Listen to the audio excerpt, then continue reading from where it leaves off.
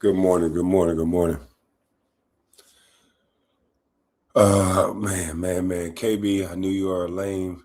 Don't know black man spell Willie D with a Y. Oh, okay. That's what's up. But it's changed now. Go back and look at it. And I could be a lame. I could be a this. I could be whatever. It don't matter. Let's turn down this fan speed.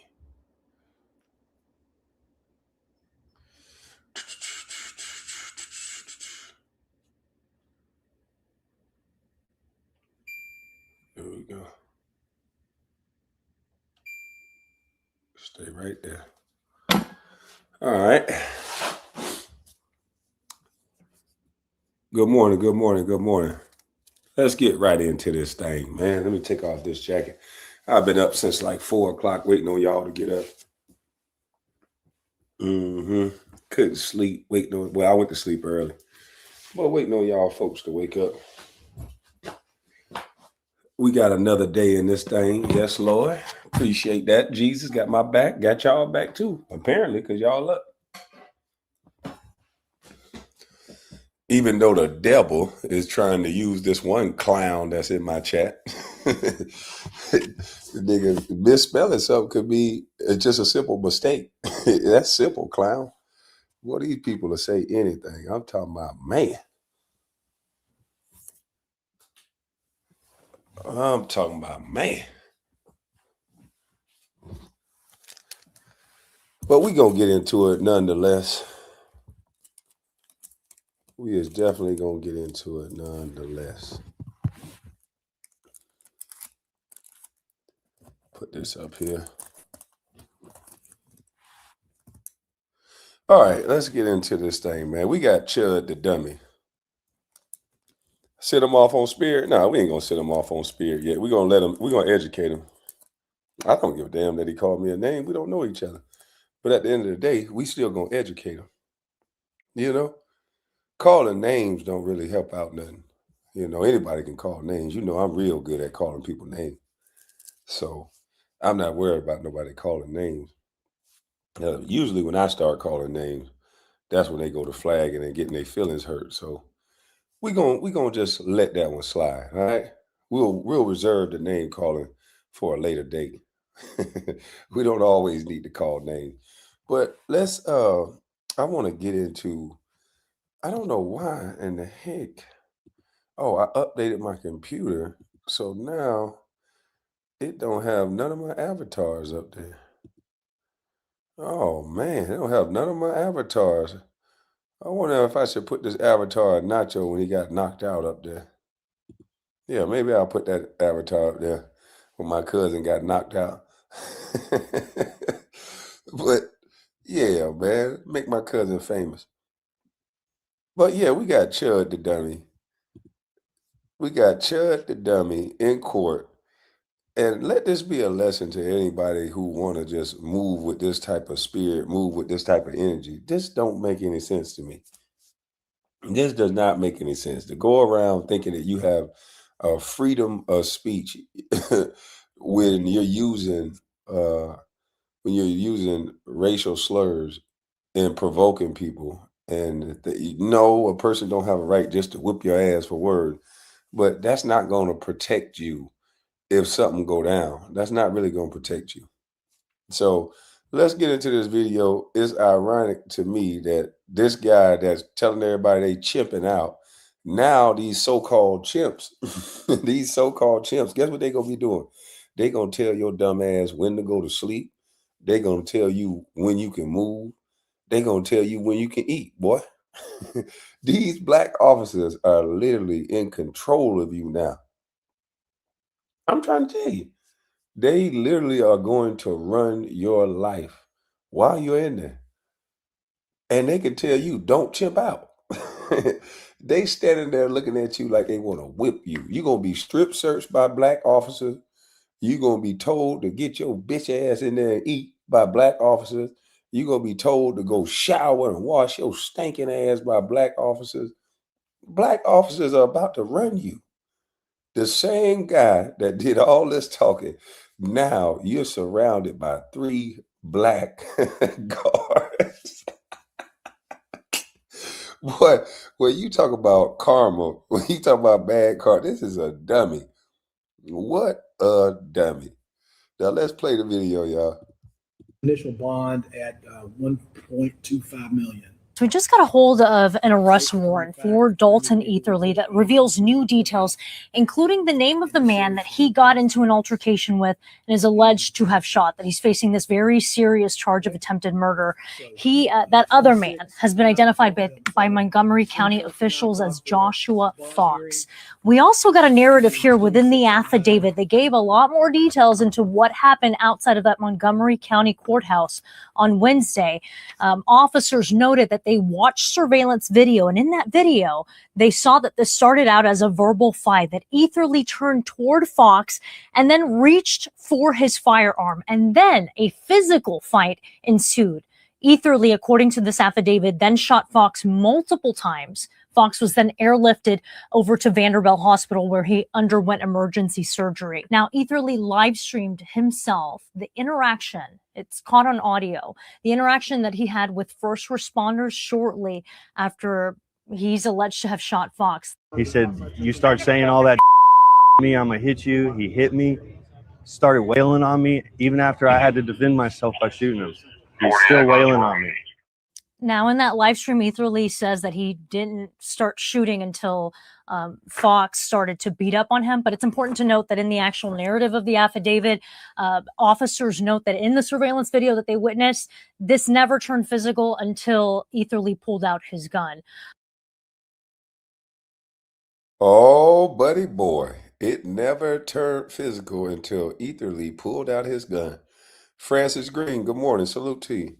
It never turned physical until this idiot pulled out his gun. See, you have a right to say whatever you want to say, but the guy has a right to say whatever he want to say back. You can't just pull out a gun and talk about whipping on somebody. I wouldn't even give a damn if somebody threatened me while I had a gun. If you say, hey, look, man, I'm going to hit you in the face if you say whatever to me, I'm going to laugh at you because I know I have the upper hand. I know I have this weapon. I'm not going to continuously antagonize you just to be able to pop you. I'm not going to do that. I'm going to say, all right, okay, bro, you better go on about your business. I'm not playing. Go on about your business, bro. I'm going to give out warnings. I don't want no trouble. Go on about your business. You don't sit there and antagonize a person. You damn sure don't brandish a weapon. So for those of you who are gun owners, don't think because we just saw a man get unalived in that same manner. He's in a gas station. He pulls out a weapon. He brandishes the weapon. A cop see him brandish the weapon. Cop open fire and kill him. You cannot just pull your firearm out on people, especially not for words. So he thought this was a good idea. He thought this made sense, but he's gonna see this doesn't make any sense because at that point, if you pull out a weapon on somebody, that person could think their life is on the line, and it's fight or flight. You pull out a weapon on somebody, that person can actually think their life is on the line. Then what? So no, this was the dumbest idea that anybody could do, and the copycat people that's out there that think that's cute, that think that they want to be like this guy to go viral, yeah, just pay close attention. Of course, we've reached out to his attorney for comment, but again, this is a live streamer who's made a name out of himself out of essentially rage baiting, of saying vile content, of going up to people, especially minorities and Black people, calling them the N-word, calling them chimps. So there's been a major backlash from the community about this individual for a long time before this happened. I'm on set initial bond at 1.25 million. So we just got a hold of an arrest warrant for Dalton Etherly. Yeah, so that's one of them. I just want to get the angle. I want to get the angle to where when he went into the courtroom, all the dudes, all the bailiffs and stuff was looking at him like, boy, we gonna whip you good, boy. We gonna whip you good, boy. Oh, let me find that one.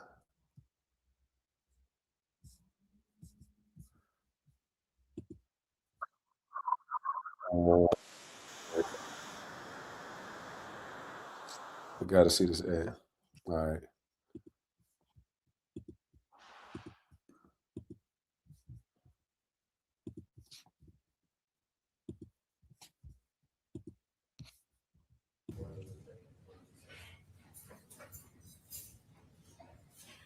Good morning, Mr. Etherly.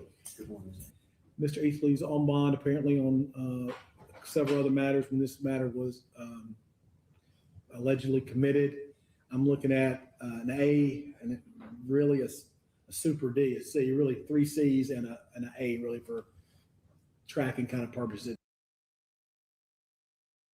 Hey, look how dude looking at him like, boy, don't chip out. He say Nacho about to pull up.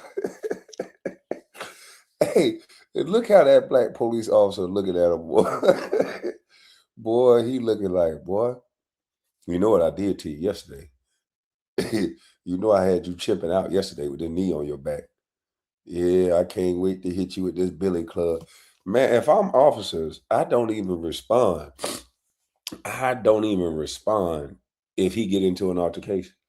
I'm not finna go in there and wrestle with nobody for this clown. I would not even respond. I would let him, handle your business. Don't trip out. I would say the same thing to him that he said to everybody else. Handle your business. Don't chip out. Oh,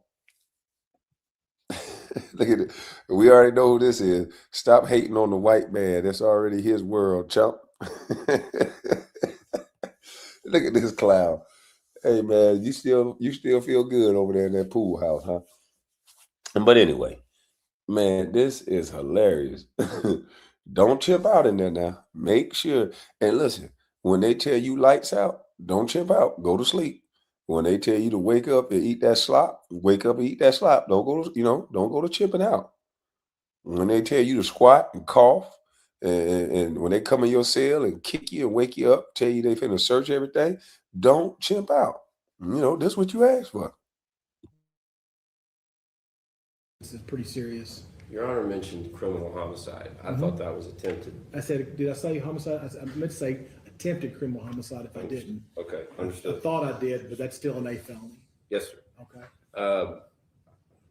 So we're gonna have a bail I'm hearing. gonna set just a bond right now after we have our bail hearing. Then I'll let you make all the arguments. We can go through all the factors in the statute and see if that gets amended up or down. Okay. Yes, sir. I'm going to set initial bond at 1.25 million, based upon the fact.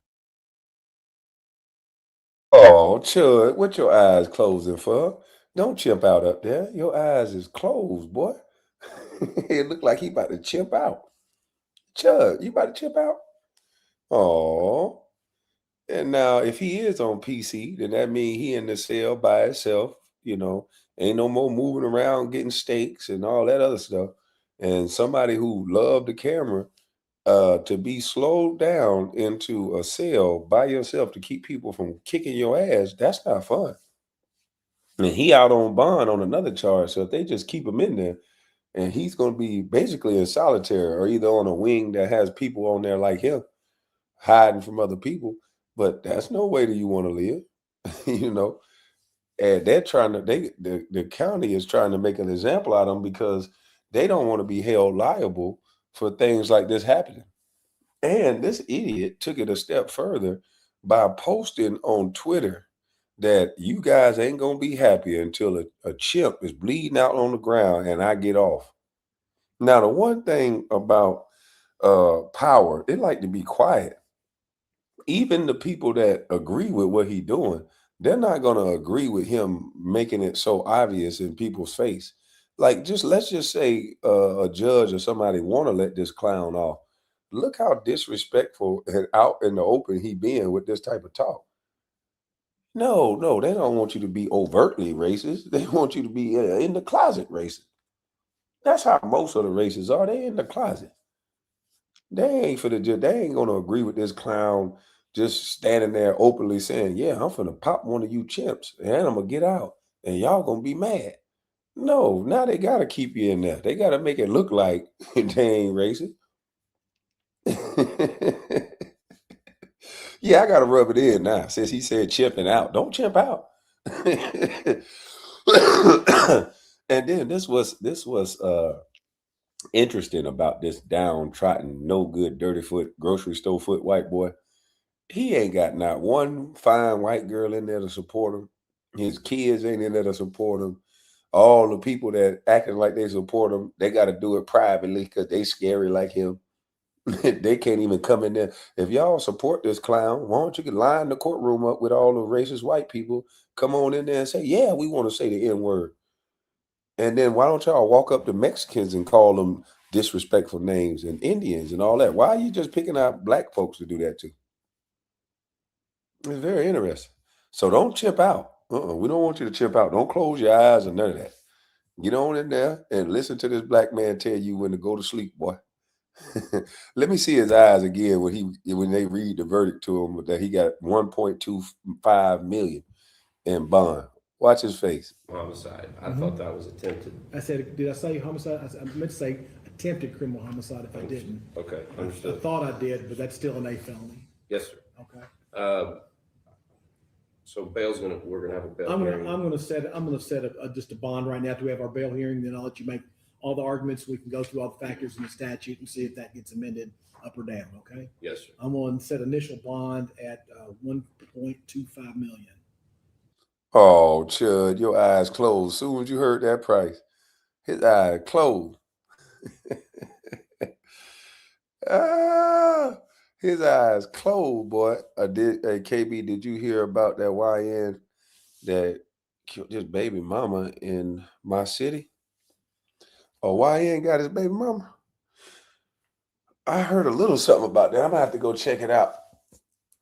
We might do that next. I have to go look at what you're talking about. Man, that guard looking at him like, boy, hey, it's on. You ain't getting out, buddy. He looking at him like, Debo. His life was all good just 2 weeks ago. Man, I'm telling you, he could have went on Adam 22. He could have went on all these different shows if he'd have just stopped doing what he was doing and went on there and tried to say why he was doing it. He could have tried to spin this into something, but no, he was just an everyday jackass.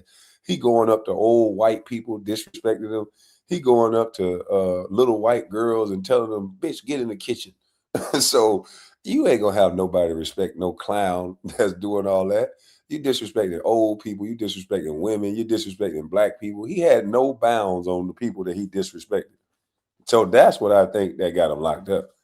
A lot of people agreed with him saying what he was saying about black people. They tried to hide their racism as a First Amendment justice thing. But you don't just walk around doing stupid shit like this. But when he started doing all that with the women and he started doing all that with old people, that's when people started saying, oh, this guy's just a jackass. It ain't more so about us, but we knew it was going to come to a head with what he was doing. Everybody and their mama know what this clown was doing is not sustainable. It was going to come to a head, and he manifested it. So you get what you're looking for. Chud the dummy. That's why I call you Chud the dummy. Based upon the fact of how many people were in the courtyard, were here at the courthouse, and the seriousness of all these felonies and his bond status.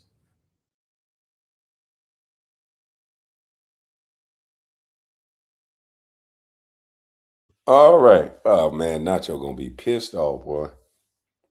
Good morning, Tamara. He said, I don't care. I don't give a damn about that either. About somebody calling me an N-word. I would have cussed him out and moved on. I don't give a damn about that. I'm not gonna go crazy. I'm not gonna do none of that.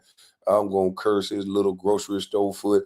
Man, I would have had all kind of stuff to say. I would have kind of sounded like that white man that said his mama liked BBCs, his sister, his brother. It turns out it was him. So that wouldn't have bothered me at all. I would have cussed his ass out and called it a day. He said don't chip out, and I would have said don't fuck your sister. We'd have been exchanging good old racial undertones. I'm from the South, so we would have played on every racial stereotype you wanted to get to. You call me a chimp, I call you a motherfucker. It would have been all, excuse my language, you two, but Yeah, if we was gonna go down that rabbit hole, then we would have went down it. I would have been okay with it. Trust me, it would have been no problem for me. I'd have been laughing while I'm doing it too, because I know your intentions. Your intentions are the only way you win if somebody get emotional. If a person don't get emotional, then all we got to do is exchange, fair exchange, no robbery. We ain't gonna be able to tell who the fool when I'm finished with your dumb ass, cause I'm going crazy. I ain't gonna chimp out. I'm gonna go ape shit. I'm gonna go ape out. Damn, a chimp too small. I'm gonna ape. I'm gonna go ape shit crazy. Cause boy, look at here. I would have gave him a hellacious tongue lashing. Paul. this dude is crazy, bro. Don't fuck your sister. Yeah, I'd have said something crazy to him. You know what I mean? He would have been way madder than I am. Trust me. He'd have got way more upset than me. But let's get into this, man. We had I think this is worth a conversation. And shout out to Willie D. But I want to play this video. I was just watching Willie D and his commentary on Wesley Hunt. This is somebody who was in the military. This is somebody who is very smart.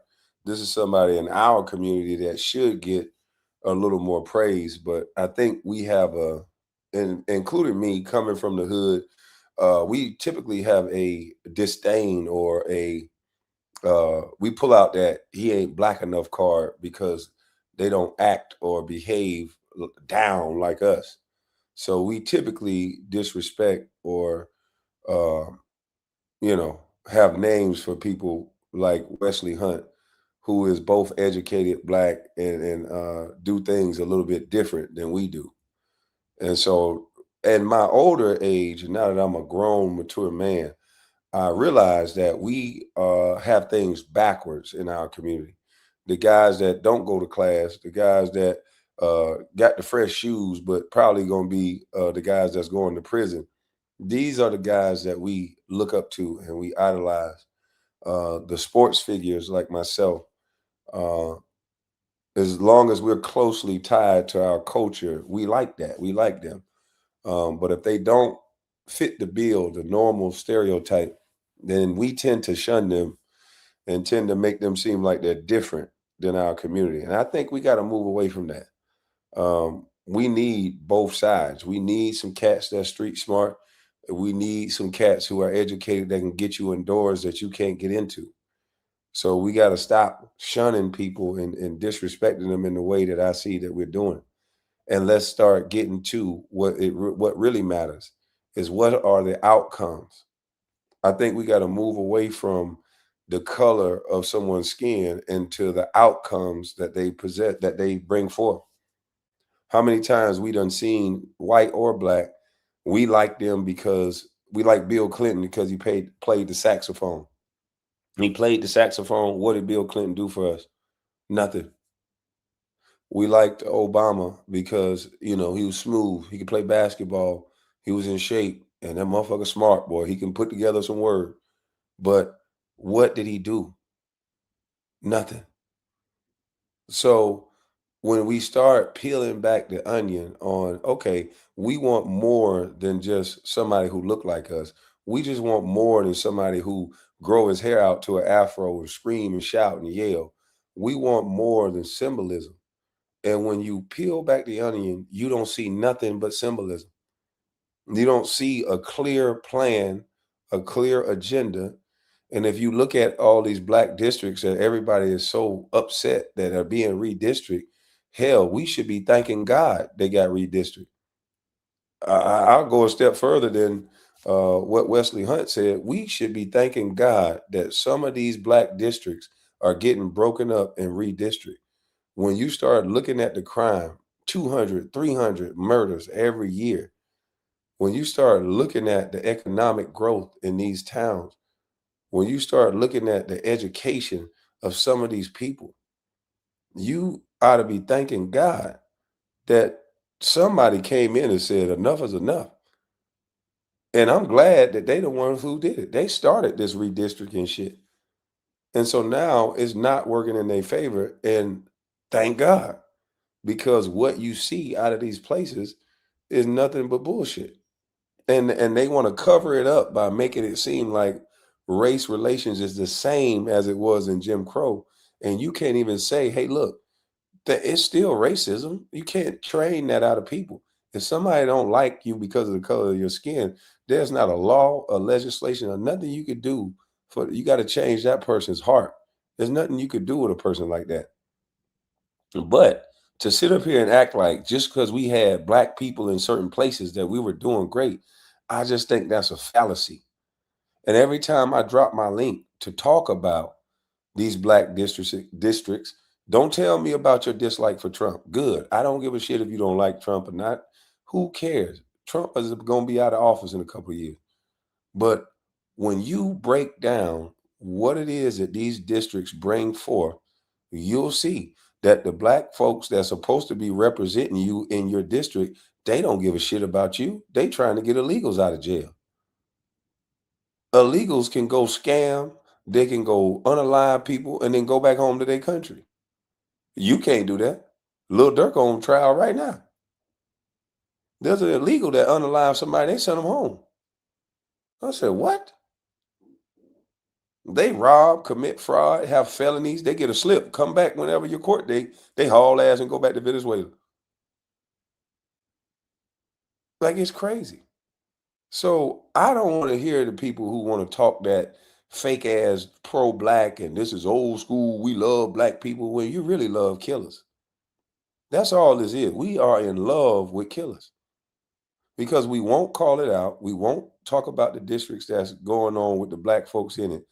All we want to focus on is Trump and white folks. I don't want to focus on that. I want to focus on the educational system.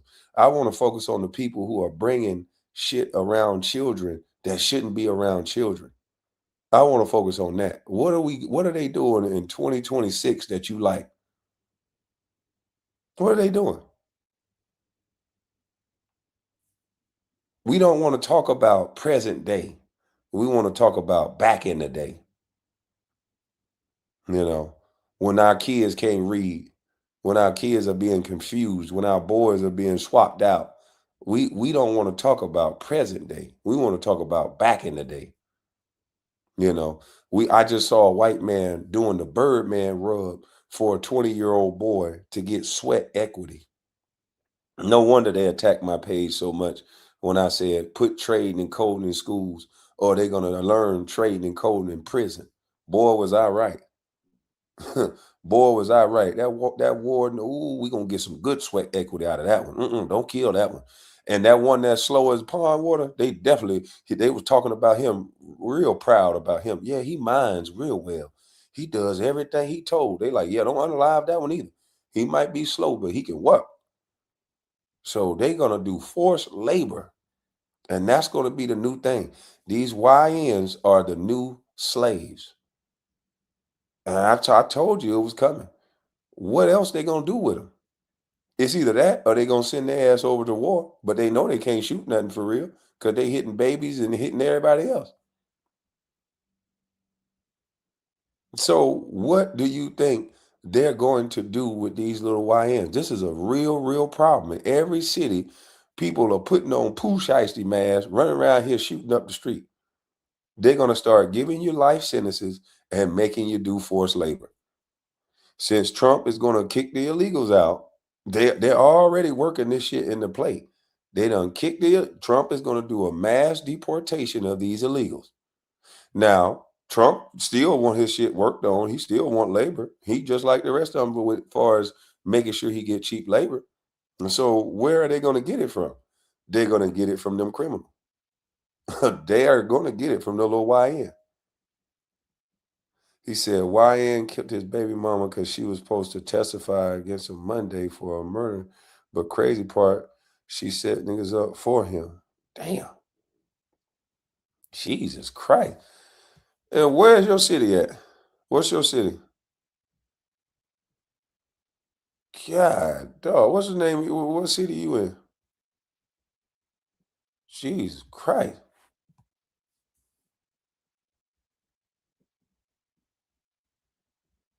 He should, Takar say, present day gay parades held in school hallways, not trading in code. Boy, they don't want these kids to learn nothing.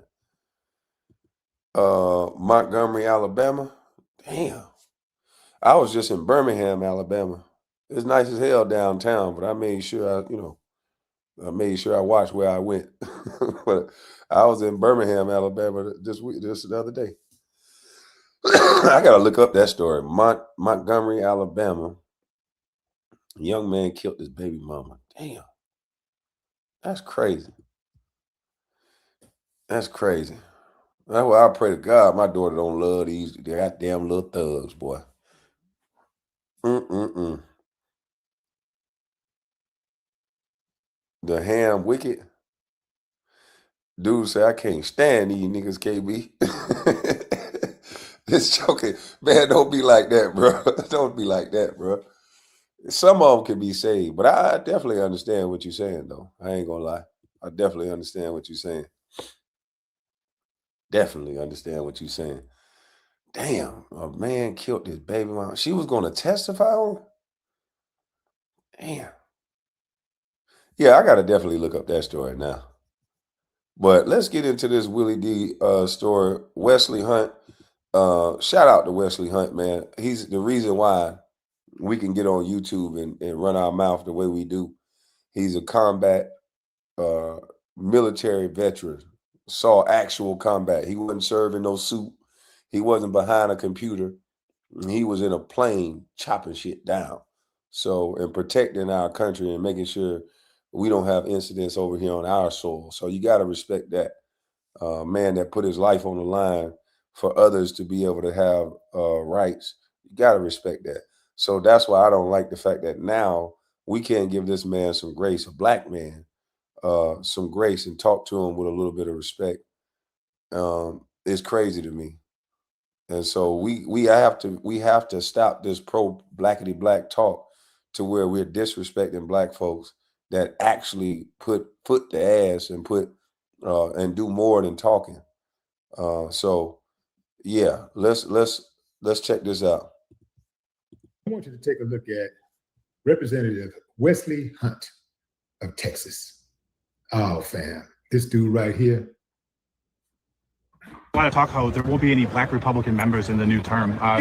Yeah. What do you make of that? Nothing. I don't understand how that's relevant. Is it a problem like recruitment? Or I don't think it's a problem with anything. I'm not here because I'm black. I am here because I'm qualified representative for Congressional District 38, and the American people choose who they want to choose. Yeah. And the one thing I don't want to get into is this game of race bait all day, every day. If there's 4, if there's 10, if there's none, what we are talking about is who is the best person that is best qualified to fill a seat, regardless of the way that they look. And I tell people this all the time till I'm blue in the face. I represent a white majority district that President Trump would have won by over 20 points, and I won by 25 points the last time I ran. I'm being judged not by the color of my skin, but by the content of my character. I don't care how many black people are here. I want the most qualified people that are here. And thank you. Oh, got it. Thank you very much. It's always interesting to me how you have some black people who climb that ladder of success that was built and held up by other black people. And then when they get to the top, they kick the ladder, make sure nobody else can climb it. Absolutely amazing.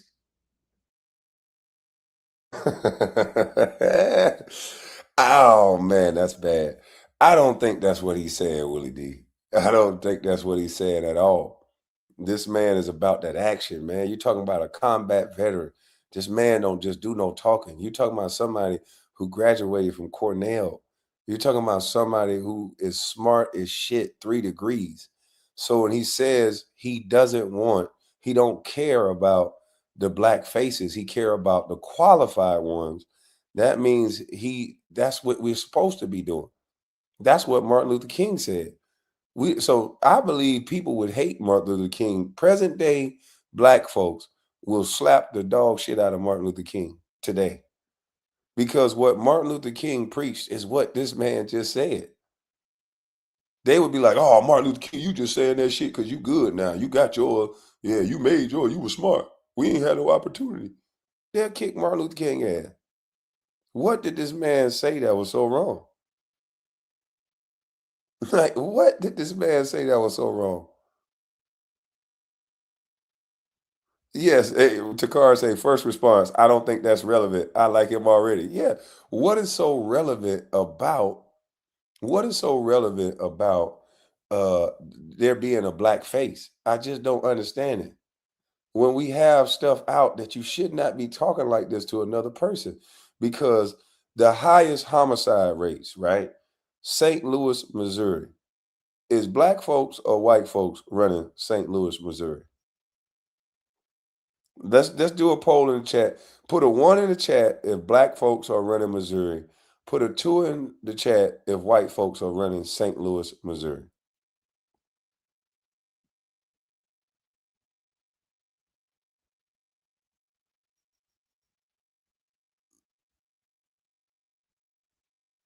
So 2, white folks are running Missouri. It says St. Louis, Missouri is one of the highest crime rates. We got Baltimore, Maryland. Put a 1 in the chat if black folks are running Baltimore. 2 in the chat if white folks are running Baltimore. All right. Number 3, highest crime rate, Detroit, Michigan. We got Detroit, Michigan with high homicide rate amongst blacks. Who's running Detroit? White folks or black folks? We got New Orleans. New Orleans, Louisiana. Wow. Homicide rate off the goddamn on chain. Who is running New Orleans? 1 in the chat if it's black, 2 in the chat if it's white. Chicago, homicide rate off the charts. These are the top 6 places. Chicago, homicide rate off the chart. Who's running Chicago? Black or right? Matter of fact, Democrat or Republican? Philadelphia, Pennsylvania, homicide rate off the chart. City of brotherly love. Everywhere you look, you see a black with a beard, and you're supposed to say, "What's up, my brother? Assalamu alaikum. Give me a hug, bud."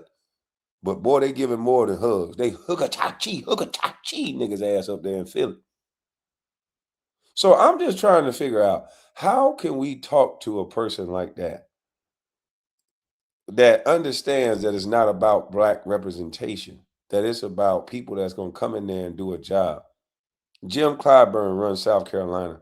Homicide rate off the chain in the 6th district. Off the chain. It has the highest crime rate in the Columbia area. It has the lowest economic status. The poverty rate amongst blacks residents in the 6th district is significantly higher than the state average. In some areas, it exceeds 30%.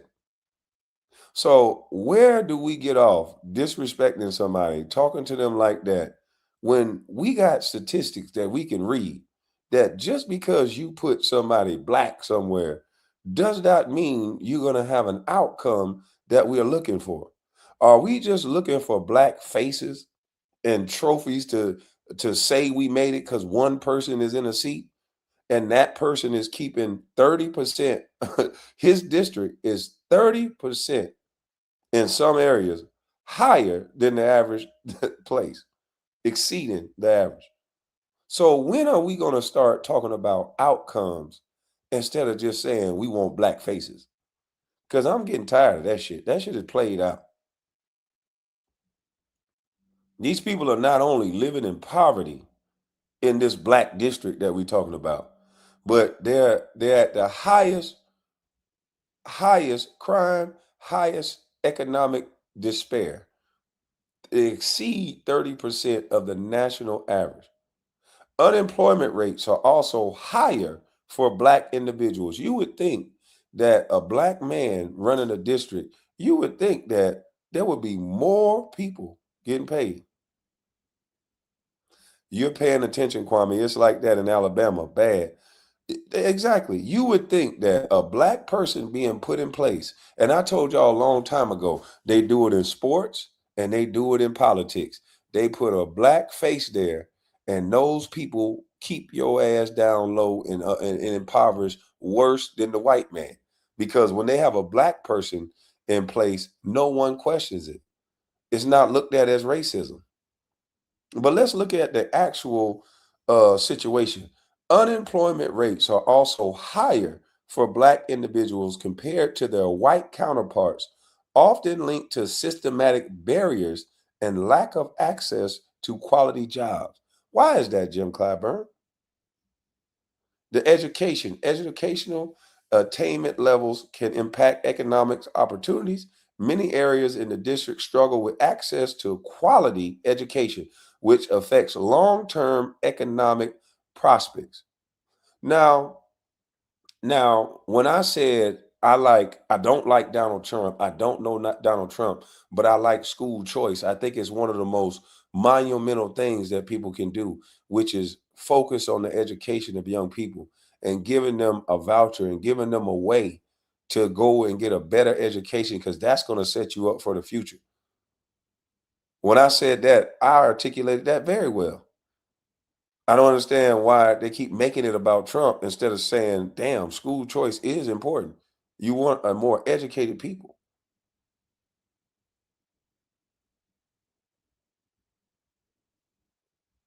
They won't tell the truth. They want to make everything about blackity black. These Black people are getting in these places and not doing jack Judy. The crime rate is through the roof. The educational system is horrible. The unemployment, the poverty rate, and we can do that with every last one of these cities.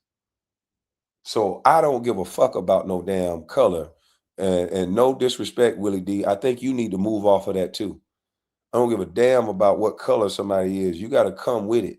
You got to come into a district and you got to focus on these Black boys that they trying to turn into slaves.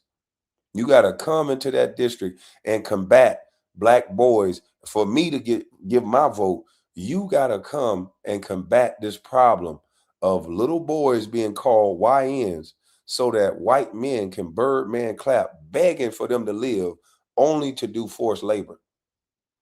You got to show me a district where Black people are fighting that they can put trades and coding in school so we can save the Black male so he can help guide and lead households with a Black woman. How in the fuck we gonna have a community if our young boys are in disarray and have no leadership skills, no economic development? Our Black women are going to be dealing with all white boys. And as we can see, that doesn't make it better. So if you run the options of the Black man down to the point to where women feel like we're not even a viable option anymore, then what? And then all they're going to have left for us is prison? For these young Black boys to think that they're street cats, think that they're a real one, only to be sold up the river to the white man to become a slave. This is a shame. How we being tricked. Wesley Hunt, who gonna tell him, fam? Who gonna tell him? Who gonna tell him that ain't nothing about this country is built on merit? Everything is nepotism. Everything, and I mean everything, is race. Now I know y'all, some of y'all, well, that's not true. Well, what about such and such, such and such, such, such, such? That's resilience. That's either resilience or it's hand-picked favor. Let me pick Clarence Thomas because I know he's going to sell out his people. He's going to throw Black people under the bus every chance he gets. So let's pick Clarence. How about Tim? How about Tim? Yeah, y'all remember Tim, fam? How about we get Tim Scott and let's handpick him. Boom, Tim Scott. Herschel Walker. How about Herschel? Let's get Herschel because we know that they are easy to control. They will do our bidding. They will do exactly what we tell them to. These are dancing puppets. They are going to follow instructions to the point of no question whatsoever. We know we got them. This dude is out of his mind talking about he is representing this majority white district because of the content of his character. That's true, I guess, because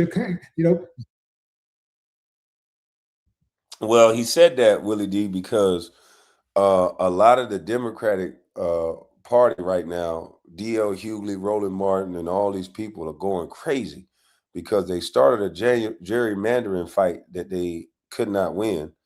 And now all of these southern states are doing the same thing that they did in all these northern states. And now they're crying bloody murder, and nobody's listening. And so what he's saying is that since y'all are crying that y'all can't win an election, now that it's fair and open, and now you're going to be represented by more than just black people, you're going to be representing a whole different district. You're going to be representing everybody.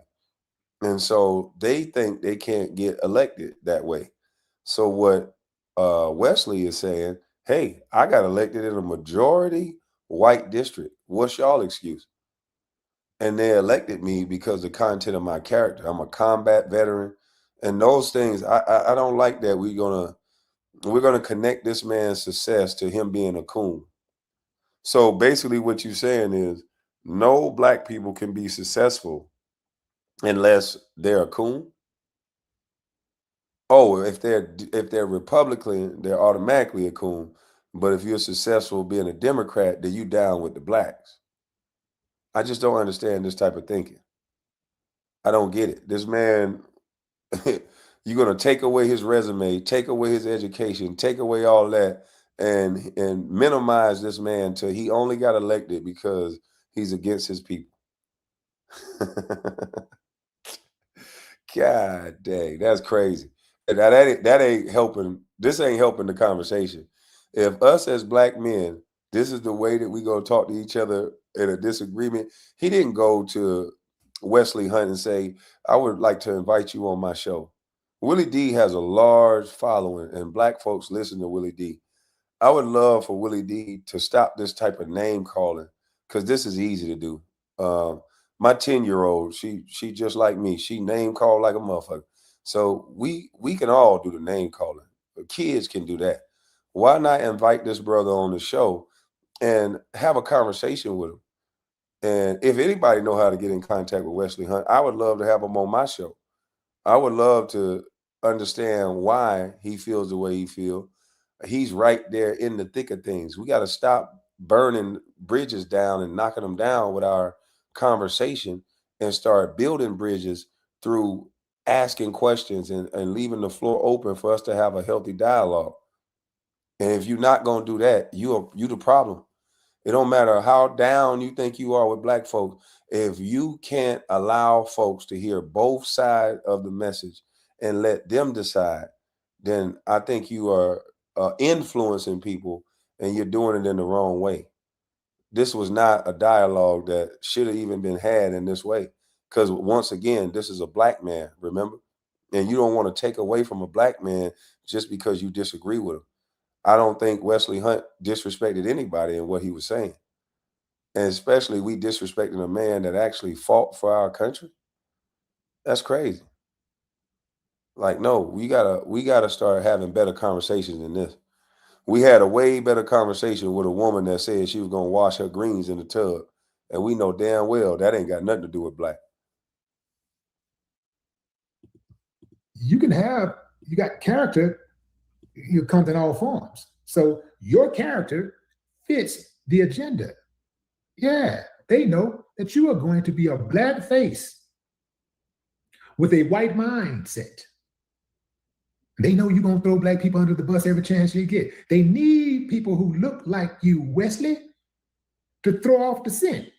Well, even a black guy is saying, look at that, he's black. He's even saying he's black. It's not about merit.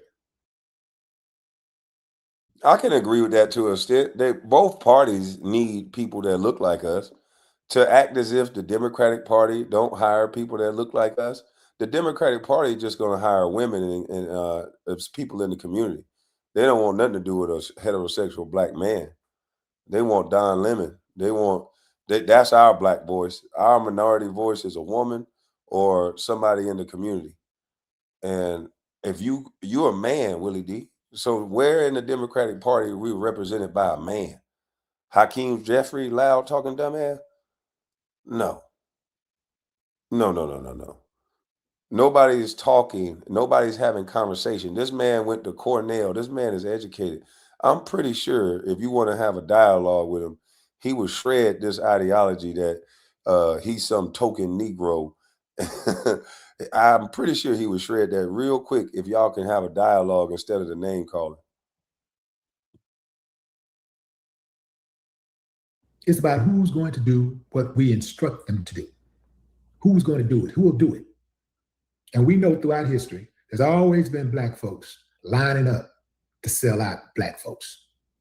All the way through history, you can find black folks who are willing to sell out other black folks so they can get a little crumbs for themselves and get a little pat.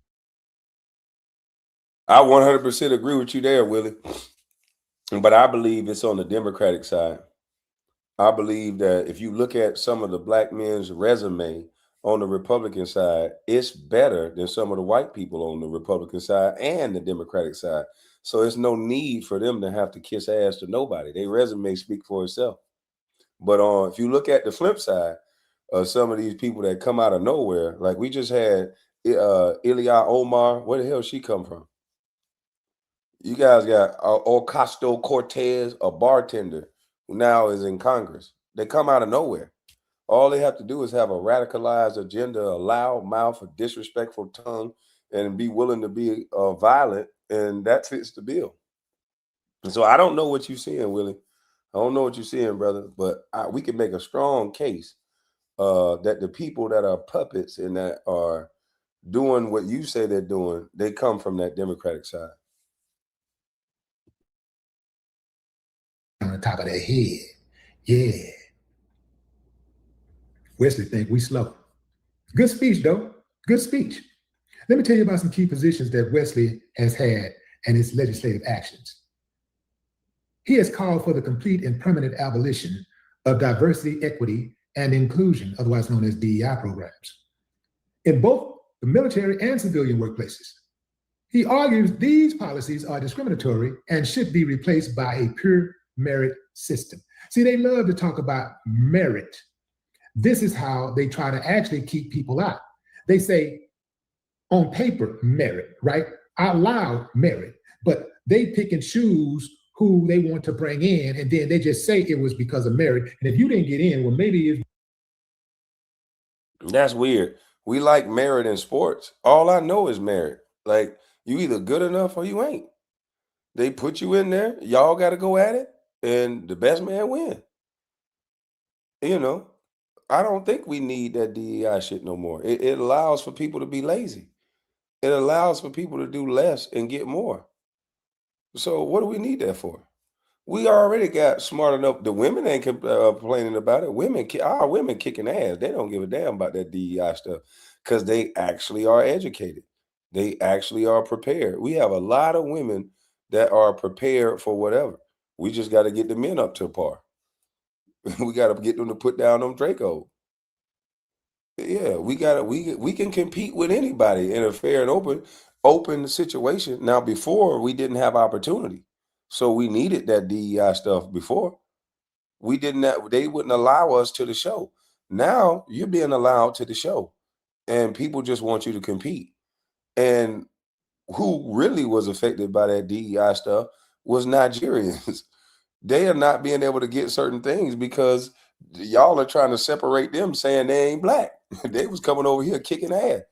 Nigerians, those Asian people, they coming up with crazy test scores and can't get in school because they got to go to somebody for DEI. How is that fair? They was just born their color. That's not right for them to have to go through that either. He talking about Bronny did. Billy Graham is still stealing from the church. The church. You just can't get enough, boy. This boy here, after all these years, man, these guys just, I don't get it. These guys can't get enough. I'm not your daddy, okay? You got to still look for them, nigga. Because you wasn't qualified. You just wasn't good enough. This is the game they played since the beginning of time. Wesley also opposes to John. Do the Republican Party ever do anything you didn't agree with?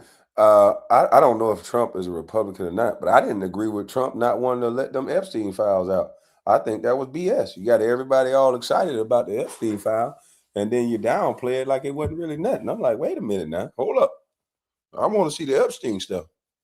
So every party do something I don't like. Yeah, both parties do shit I don't like. What are you talking about?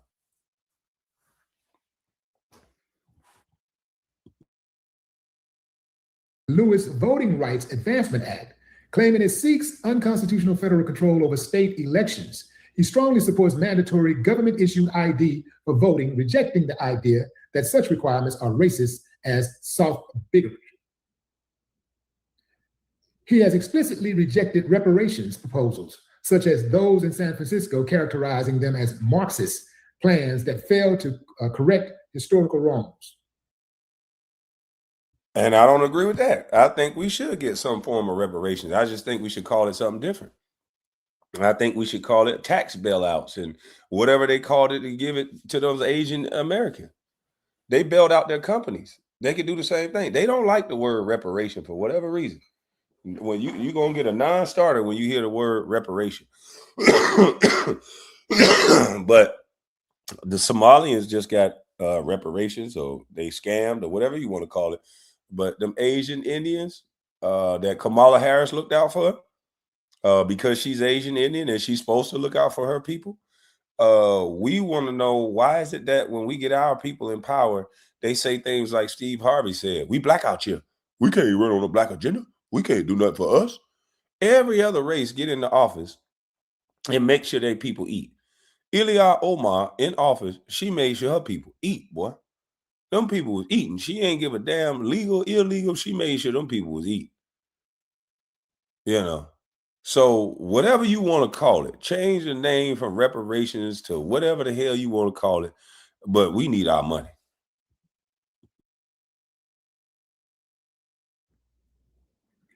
He has voted for measures to block race awareness in education and training in federal agencies and schools. And not surprisingly, he supports legislation like the Police Act, which facilitates the removal of non-citizens who assault police officers and opposes efforts to defund the police.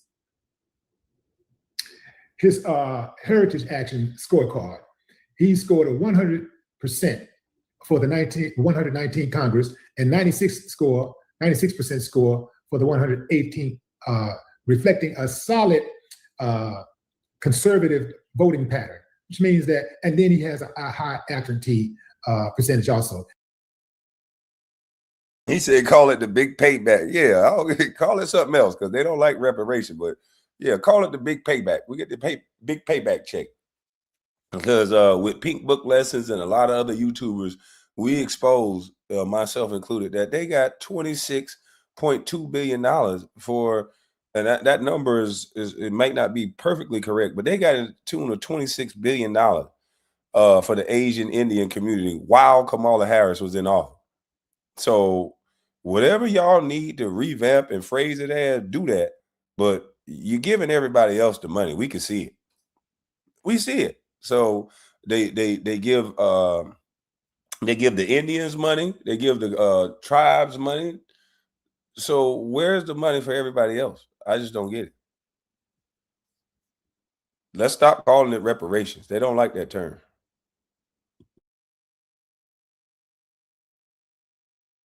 He's been absent for 20.6% of roll call votes during his tenure. So they know who they got. So yeah, they absolutely voted for you because of your character aligns with theirs. Once the money is received, then what? Shit, we buy back our neighborhoods. Yeah, we put a grocery store in our neighborhood, and we put a gas station in our neighborhood right across the street from the Chink store. Yeah, we sell T-shirts to ourselves instead of having to go get it from an Indian guy. Yeah, we buy our Black and Miles. You know that that $1.2 trillion buying power that we give to other races while saying Black Lives Matter. Yeah, we put businesses in our neighborhoods that go into the pockets of Black folks. And then we use said money to buy houses and build up our tax base so we can get better schools and we can get better teachers in there so our kids can be better educated. Then we ask for trading and coding in schools and not being in the prisons. And so now when we spending $1.2 trillion, it's circulating in our community for longer. Because right now, whatever we purchase, we got to outsource. We can never have a sense of Black pride when all your money going to other races, to their education, to their future, to building their legacy. That's 1.9 trillion that go to everybody else. He said, we don't care for the race hustlers. I don't know what that means, race hustler, but that's what you asked me what do we do it after we get the money? You buy your community back. All the money is in the hood. You always see Asians in the hood. You see Indians, Chinkstos. They know you niggas gonna spend that money. 24 hours a day. It's a revolving door of money. Negro gonna want a Black and Mild. He gonna want a t-shirt. He gonna want some smokes. He gonna want something to drink on. Women got to get their hair done. They got to get their lashes done. You know, you got to get all these things done. So, and you're outsourcing all this. You're spending money on all this. You still haven't explained why that's been done. That's not what you asked me. I don't think you remember what you asked me, but it's okay. You said what to do next. You didn't say why didn't that happen. You're a Black dude. You're a coconut. Black on the outside, white on the inside. So yeah, they'll vote for you as long as you do their bidding. The moment you vote one time against them, one time, you got one time and your ass is out of that. And you know that. You know this, man. This dude thinks that he's somehow getting over or he's somehow smarter than everybody else. What I want to know again is who's going to tell this coconut? Who's going to tell this performative dancing coconut that he out of pocket? I'll never understand it, fam. I'll never understand how you have people who will climb that ladder of success and then kick the ladder to make sure nobody else can climb it. Kind of like how Ted Cruz and his daddy did. You know, Ted Cruz and his daddy, they fled to the United States. And now they're huge proponents of making sure that other immigrants don't have the same opportunity as they had to come to the US. This dude, Wesley, practices in the mirror. Yeah. Look, it's not about Black. It's not about Black. It's not about white. Everything about this country is about Black and white. Everything. Everything in this country is about racism. Everything. So you can believe it if you want to, but if you look at the cabinet, you can look at Donald Trump's cabinet, and you can see that ain't none of it is about merit. All of it is about race. Look inside, look at that walk room. Look at all of these Black qualified professionals that Pete Hegseth fired. Yeah, look at that. Take a look at that. 60%. And you know, Black Black people in these high government positions are already disproportionately underrepresented. But he managed to fire at least 60% of them. 60% of his firing was Black professionals. Yeah. Somebody was saying, you know, take a look at, let me take a look at and see who this guy married. You ain't got to just look at who he married. You can look at the church he attends.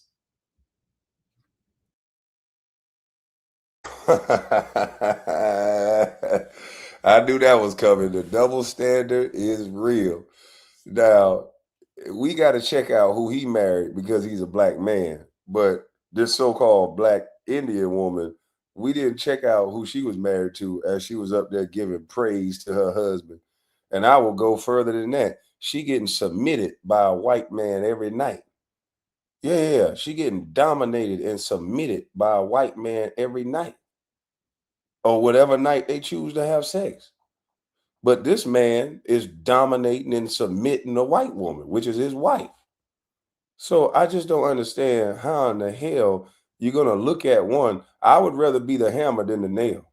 I'd rather be the one doing the submitting than getting submitted. The fuck? Y'all are going to look at this man as somebody wrong because he has a white wife or somebody who may not be Black, but you don't say that to Kamala Harris. That's hypocritical. It's cool when you do it. When he do it, it's a problem. Fuck it. That's what I'm saying. People are tired of that. People are tired of the hypocrisy. You always find a way to disrespect black men when everybody's with a white person. That's why I don't understand why y'all keep bringing up race so much. All these mother truckers are with somebody white. So what's the difference? Kataji Brown with a white man, he kissing on the forehead like a little puppy. Ilya Omar is goddamn getting that white sausage. Don Lemon is getting submitted every other night. And Lori Lightfoot had a black man, a white man, I don't know what the hell that, white person doing whatever they doing every night. And Kamala Harris was being submitted by this white boy anytime he wanted. So why in the hell people bringing that up? Can we stop bringing that up at this point? This is stupid. It's just to take away from a black man. They don't bring none of that up. When they brought it up about her having a white husband, D.L. Hughley and all them Negroes came out swinging. Hey, why you disrespecting her like that? You just shouldn't even be worried about it. Serena Williams, white man, is proud. He went on there to check Stephen A. and everybody was proud of him. Yeah, that's Stephen A. Serena Williams' husband. God damn, a black man can't do shit without a nigga getting in his business. It don't make no sense. The top right, that's Mayor Lori Lightfoot. She used to be the mayor of Chicago.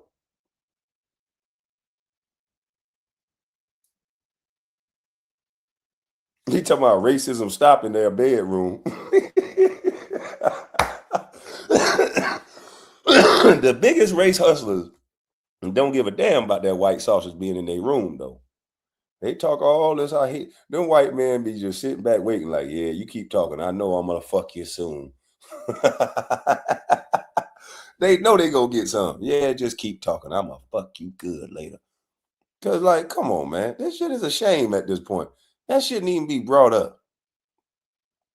And then that's only to signal to women to not trust the black man. Oh, well, shit, okay, fuck it then. We ain't gonna mess with him because he with a white wife. But knowing most of these women, if they get them a white man, they call it a good white man. So why are we even doing that? Sisters, we gotta stop this shit. It don't matter. Y'all wouldn't have dated Wesley Hunt anyway. He talked too damn proper.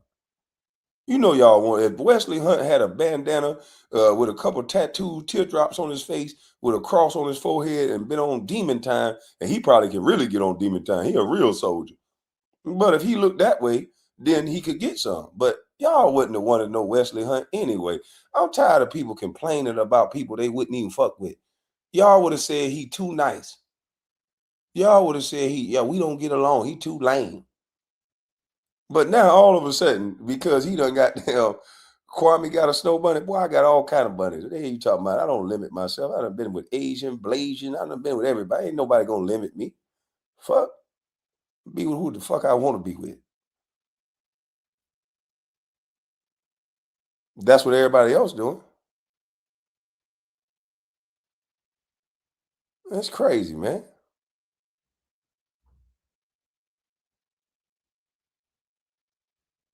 This is crazy. CP3. Let nobody limit me, nigga. I like it all, nigga. I like mayonnaise, hot sauce, soy sauce. Fuck wrong with you? Himalayan sauce. Shit. Yeah. Duck sauce. I like all the sauces, nigga. Y'all do too. Y'all just pretend on TV, nigga. This shit is crazy, man. He says all pink. Nah, some of them shit black. Some of them shit roast beef hash. You need a stethoscope to see some pink. Let me shut up. Nigga say hot tamales.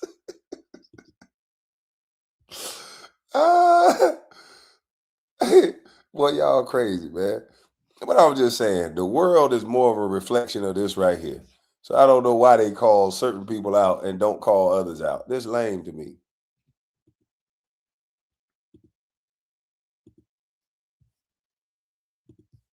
You are absolutely being judged, Wesley. You're absolutely in that position, and you absolutely have been judged, Wesley, to appease white folks and make them feel less guilty. Yeah, you have absolutely been handpicked. You ain't fooling nobody but yourself. In fact, you ain't even fooling yourself because you ain't that stupid. Black on black love always brings positive energy. Energy. The hell you say? Easy to block, Captain. Say something different to that shit you talking about. We had people masquerading, parading around, talking about black love, and then next thing you know, there was an easy to block captain. So we don't want to hear all that shit, man. Y'all got to cut this shit out, man. Cut it out, man. Do y'all live in the real world? What the fuck is wrong with y'all, man? People are crazy. I don't. It's me or people are absolutely nuts. They just say whatever. Have you not seen Will and Jada? Exactly. Will and Jada, that's even worse. But now I don't know which one worse. A man that waited and went up to a jail cell every week instead of bending over chicks in the strip club, he going there to hold somebody down, talking about black love, the whole brand, black love, and threw it all away for some outside. Boy, Juvenile had it right, boy. Juvenile said that outside drive them hoes sick. Like, I like it like that. She working that back. I don't know how to act. Slow motion for me. Slow motion for me. Moving slow motion for me. And that's why I be hard to get into a relationship for real, for real. You get into a marriage and I just be thinking about that Juvenile because that shit is true. That outside drive them hoes sick. Y'all know about that shit. Come on, man. Y'all be fronting. Black love, it always bring positive energy. And I see Will Smith crying his poor little eyes out while Jada is sleeping with her goddamn kid's friend. Come on, man. Y'all got to stop this shit, man. Male dub, black on black love, my ass. Y'all stop this shit, man. Y'all ain't got nothing to do with no overall love. Have your own individual love. Give a goddamn what color it is. Jamie Foxx in trouble now. He should have said that shit on that Netflix special though. Jamie Foxx said, "I'm healed." He was singing, "No more white women." Next day, no. I'm like, hold on. How y'all listen to this nigga saying "No more white women" when he got a white girlfriend? And then he done got her pregnant. And so now she told that nigga, she probably sitting back, "No more white women, huh?" Yeah, I'll tell you what. we gonna have, not only we gonna have some more white women, but motherfucker, we gonna have a white and black baby. So I'm gonna show you. She made a liar out of his ass for the world. That shit had me dying laughing, boy. Yeah, Meg the Stallion, black love will get you locked up, get you outed. You can't even have a personal relationship with some of these crazy motherfuckers. Don't nobody care what happened to you in your personal relationship. It ain't gonna affect me not one bit. Cause guess what? I got my own shit. And I don't care what happened to you in your relationship. That's what you choose to do.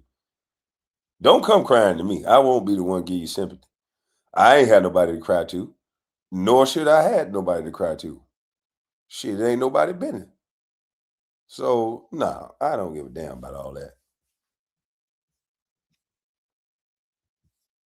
And the people that actually think that people care about their relationship, you supposed to just vent like everybody else. If you just vent, cool, vent. But don't nobody really care. Just know that nobody really care. You know? Because don't nobody give a fuck. For real, for real. I'm just telling you. They don't give a fuck. For real, for real. They just laughing at you. Let's put this over this. You know what I mean? Let's put this over this. Because I'm going to react to Don Lemonade, and I don't want to get flagged by Don Lemonade. So I'm going to have him speak, but it's just going to be audio only. Let me make sure I cover this up real nice so y'all can't see this here. Y'all can't see this here. I see this here. No. That ain't the one I want. There we go. We cover this up real nice so y'all can't see that there.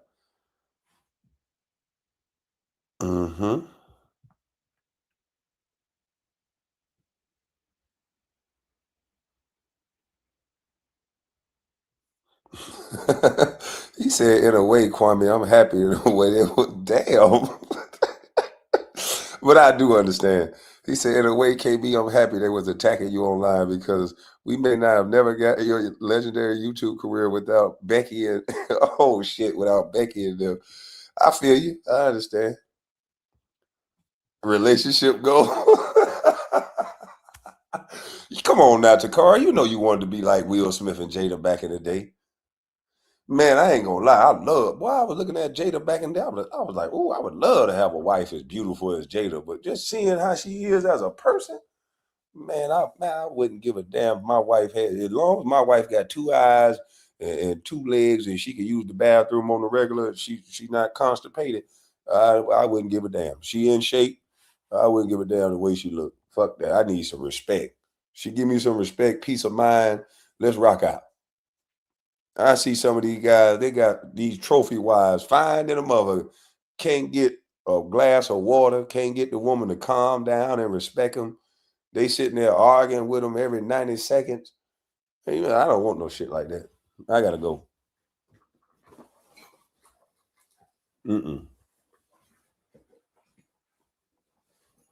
My older sister dated Becky briefly. Shit, the way Becky was moving around, even with a wife, boy, he was goddamn going through him, boy, allegedly. But let's hear what Don Lemonade had to say real quick.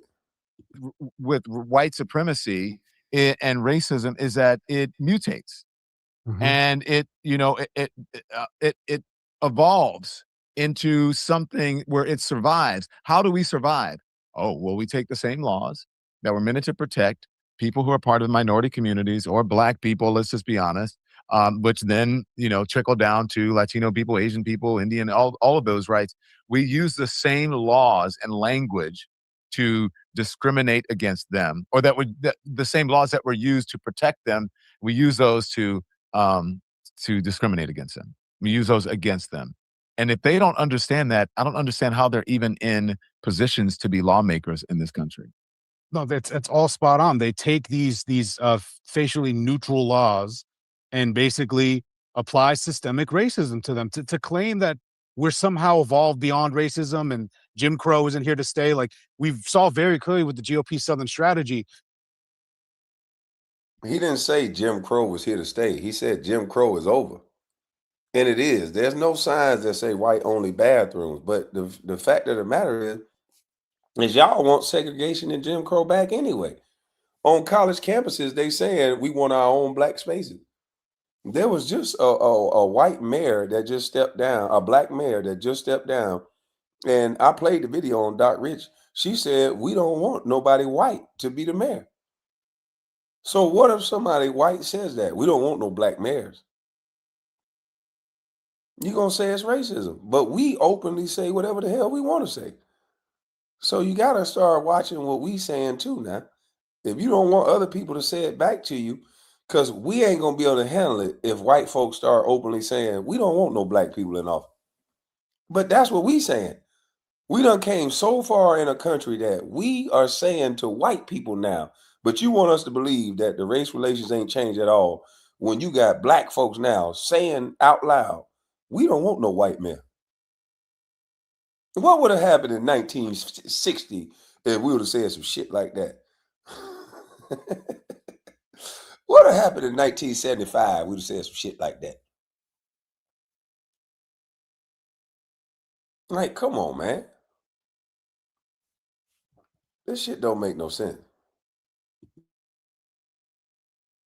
They just stopped saying the N-word pretty openly, but they created all these dog whistles, welfare queens. They went ahead and pushed the same scapegoating of brown and Black communities. And then now you have Donald Trump coming in here very openly being as anti-Black as you possibly can be. I'm telling you that, boy, you said a mouthful then. That reverse Uno card is a mother trucker. That's what's going to end up happening. The more and more we keep being so vulgar and disrespectful with our language, they're going to say, okay, then we're going to start being a little more vulgar and disrespectful. Because they're using terminology like Black fatigue and all this other stuff. You don't see no other races, they openly going out in the streets and having people do that to Asians and Indians and all these other people. They doing that to us. They tired of this shit, man. So you can't just say what you want to say to everybody in the world and then cry bloody murder when somebody say something to you. They already know you ain't gonna do nothing. All they gotta do is say, well, you know what? We don't give a fuck if you cry. Guess what's gonna happen? Nothing. Because we've been trained to do nothing to them. We only do stuff to each other. We always gotta go cry to a white man when we offended. And that white man got the power structure in place where he do something. That's why they so friendly to white folk. As soon as he enters office, this anti-DEI push, this which was not anti-DEI, it was anti-fundamental civil rights. And what people don't talk enough about, Don, is that the federal workforce was nearly 20% Black when Trump walked into office. And his federal purges disproportionately impacted and targeted Black people. And it just so happens, it is not a coincidence. Man, black men been saying that shit. Everybody been saying that for years, that it's a lot of women that got these government jobs. And some of them had the worst attitudes in the world. Not all. We got some beautiful black women that work for the government. But some of them, they had a train to a government job, and they was some rude, disrespectful mother truckers because they didn't have to work for that job. And so a lot of those jobs, the waste, fraud, we don't need to be paying for jobs that don't do nothing. And that's all they did. They discovered it, that it was a lot of jobs that was just waste. A lot of programs that was waste. That don't got nothing to do with it because their color. They trying to stop a budget that keeps getting increased. Now we at war, so of course it's going up some more. But they trying to stop the steal.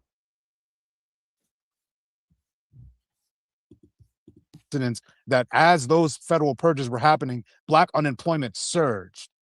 Trump pretty much created a singular event where he unilaterally raised the Black unemployment rate with his federal purges, and then meanwhile signed executive orders urging private sector folks to end their DEI practices. So that also had unemployment ramifications too. So we're talking about not just diluting Black political power, but diluting Black financial power, Black power generally, what Trump has openly targeted here. And man, I get it. Like, I can't understand it. Just because you getting paid don't give you no black power. Because when you get paid and you're buying all the products from other races, how's that giving you power? The motherfucker that's selling you the shit is getting the power. The person who controls the product, we got to put a product. Why you think Master P is out creating cereal and chips and all this stuff? Because he wants to sell a product. We consume. We won't even support Master P. We tell Master P he broke. That's what I'm saying. The sickness is so deep that we only want Master P to rap. This man been trying to show people that this is what you got to do. You got to get this stuff in Walmart. You got to get it on the shelves. And what do? Oh, man, Master P lame. What the fuck he doing selling chips? Because guess what? We only see that for the white man. We only want them to get paid. There's somebody rich off making chips. But Master P do it. We can't support him because he broke now. He ain't popping, you know. He ain't got 7, 8 girls in front of him, and he ain't got no money for him. He look broke. He got chips. They don't understand. They don't understand that you buy cereal every other morning for your babies. You buy chips just jumping on the road to go take a trip. You buy chips in the airport, Walmart, everywhere. All the kids put chips in their bags, or chips at the baseball game, chips at the basketball game. They don't understand that. What if Master P get his chips in the arenas? They don't understand. We won't even support him.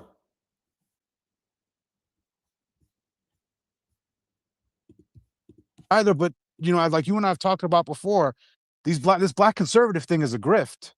You know, like if you and I immediately, like we talked about before, if you and I were like, you know what, Donald's got a point, and we started talking like that next week, we'd be flooded with right-wing cash. They would be trying to recruit us to run for office. That's what these black conservatives do. That's what Candace Owens did. That's what we see with these people. They saw they're opportunists, and in spite of this anti-black depravity coming from Donald, they don't care as long as their pocketbooks are filled and they got their power, man. They don't care. And you two are so sensitive that people would have to align with your ideology and think just like you for you to even support them. Like these people are becoming so sugar cookie that in order to get their financial support, you have to think exactly like them. That's a damn shame. Lay's potato chips, you're not asking them to think just like you in order to eat their chips. But us as black folks, we got to be Democrat. We got to have a black wife. We got to have so many stipulations to be liked by us. It don't make no sense. And then all you got to do is look across the aisle at our women, and they don't have none of those stipulations. They can date a white man, Asian man, Mexican man, and we still love them because they black women. A black man got a short rope. Everybody want to police our penis. We got a short rope on what we could do for them to like us. They want to police our penis. They want to police our tongue. They want to police what we eat. They want to police everything about a black man. They're not saying that we should be creating jobs. The only thing they're saying is we should be working so we could be spending money.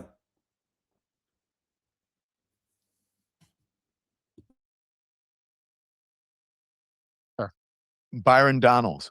You see, during Jim Crow, the black family was together. During Jim Crow, more black people were not just conservative. Black people have always been conservative minded, but more black people voted conservatively, Donald said. Donald said. And then he said it was taken out of context, or he just said, he didn't say it was taken out of context. He just said that's not what he said. He said, I was talking about his black families, he said.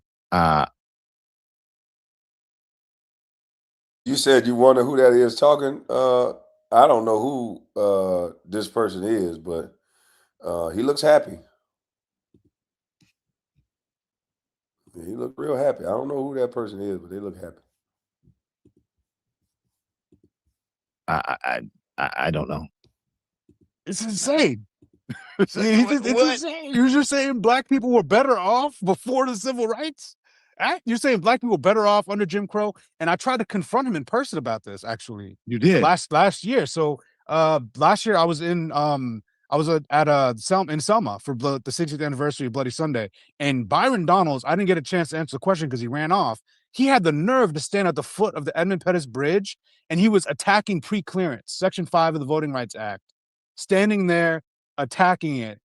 And I tried to ask a question. People were trying to ask questions. Someone in the crowd yelled, you're not like us," to Byron when he was talking, because the black people were pissed in the audience. But I mean, Byron is another example now running for Florida of just someone who is sold out.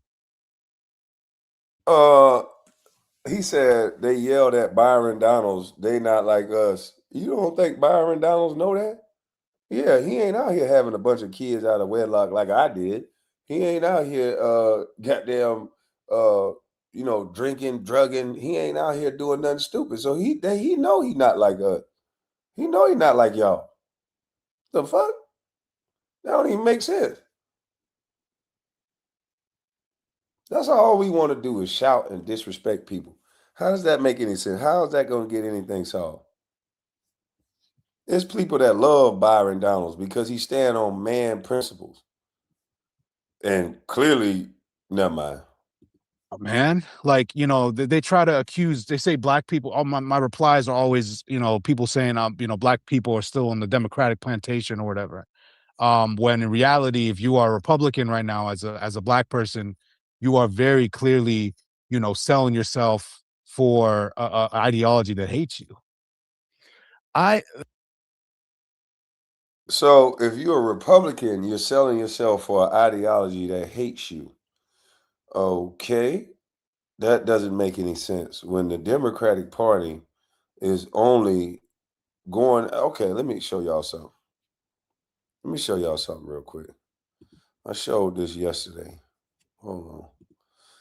Because he say this Republican Party is this, and I just don't see that. I see something different.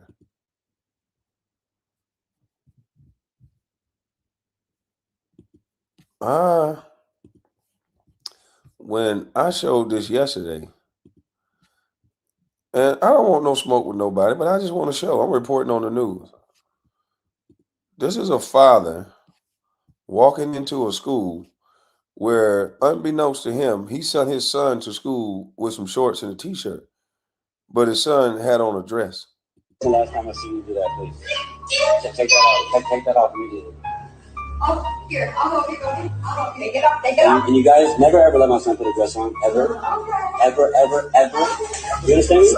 Like ever. Like ever. Okay.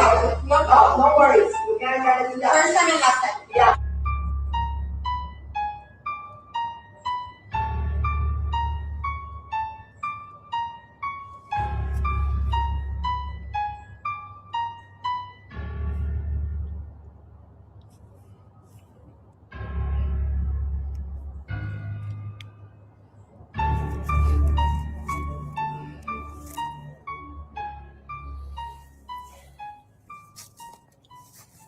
Let that be the first and last time I see you do that, please.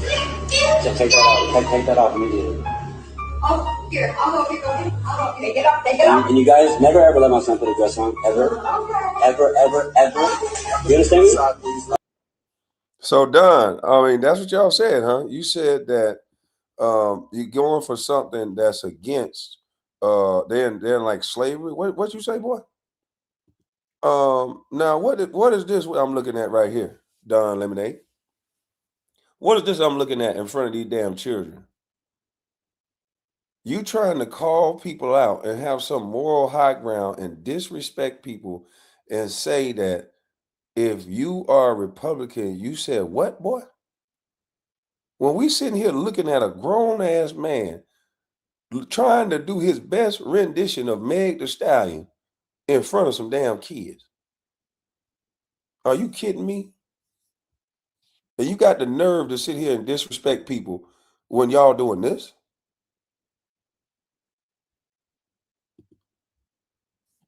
No, let's go back. I want y'all to take a good look at what they really want, what they really pushing on your kids. Instead of these kids got their legs folded sitting here watching a grown man twerk, why they not in school learning that? Now, if a heterosexual man walked down the street in his underwear in front of a kid, I told you this a long time ago, that would be indecent exposure. But if you can pretend like you in some sort of community, because there's some guys out there pretending like they in that community just so they can be around children. Because for some reason, everybody's so nice to adults that want to take their clothes off in front of kids. And me, as a man, I don't think this is okay. They don't want to talk about that. They try to make you evil. They try to make you seem like you hate people. I don't give a hill of beans what you do with your body, your choice. But it shouldn't be no kids around no adult shaking their ass in the middle of the street. And this is all it seemed like the Democrat Party is about. This right here, women, and turning boys into girls. Now, if you guys want to have a conversation about it, let's do it. It's 2026. This ain't got nothing to do with 1964 and all this other shit. When I asked for policy, this seemed like the only policy. What is the policy of the Democratic Party without bringing up Donald Trump? What is the policy of the Democratic Party? What is the economic strategy? It can't just be blackety black, because they got them falling for this bullshit too. And I want to talk to Willie D because I want to ask Willie D, what do you think about this, Willie D? I want to ask Ryan Clark because he already told me he was scary the last time we met and I did the interview with him. He told me, yeah, you can't talk about this LGBT stuff. I'm not talking about no goddamn LGBT. I see a grown ass man in front of a child, and this is what men do. This is what men supposed to do. And you niggas that's quiet, I don't understand y'all. A man can't sit right in his soul when another adult in front of a child doing things like this. So I disagree that you could disrespect people the way that you just did, sir.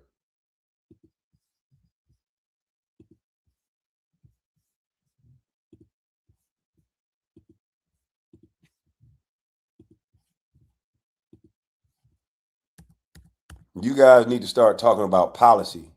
We don't want to hear your fake ass excuses and your moral high ground talk when you got grown ups shaking their ass in front of kids. I don't want to hear your moral high ground talk. Oh, they try to accuse. They say black people. All my replies are always, people saying, black people are still on the Democratic plantation or whatever. When in reality, if you are a Republican right now as a black person, you are very clearly, selling yourself for a ideology that hates you. Look, it's similar to the log cabin Republicans. And I can't see how how gay Republicans or gay people can be part of a party that doesn't even believe that they should exist, that doesn't believe that they are, I guess, deserving of the rights of every American. I don't get that, and I just don't understand how they're a black MAGA. Look, Don Lemon, you an idiot. Every gay person, everybody got rights. It's human rights. It's gay rights. Everybody got full rights. What rights don't a gay person have? Like this person, these mother truckers, boy. Lord have mercy.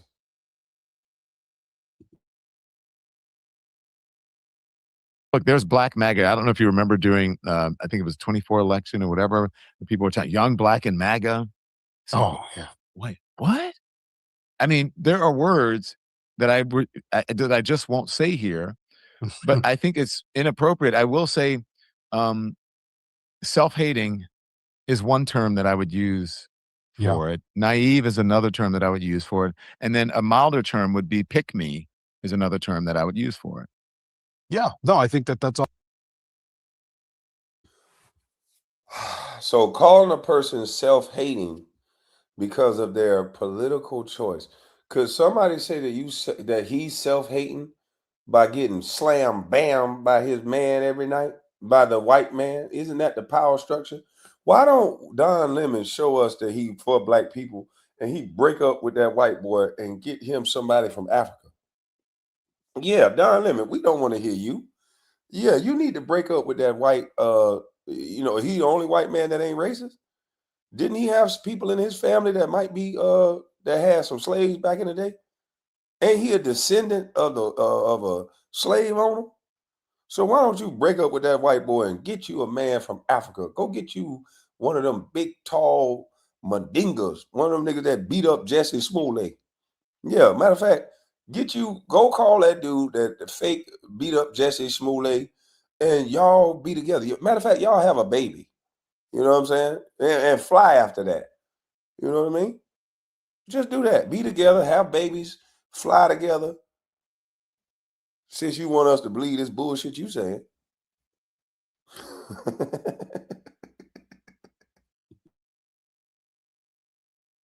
It's all accurate. I think the self-hatred, is real there. And I also think it's very clearly grift. Nicki Minaj, her numbers. I know you know you got a little history there with the going back and forth with Nicki, but like Nicki has been out here. Her music's not as good. Her numbers going down.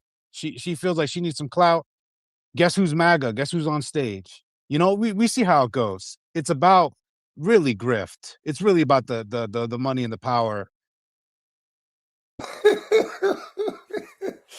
Hey man, hey, I don't know why I said that. I talked to my sister yesterday. She said, "Boy, your ass be saying shit that make people so mad, but you don't get it. You just think it's normal to say."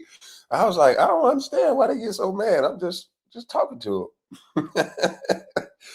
Oh man, but Lord have mercy. Oh man, Don Lemonade, I don't understand you, brother.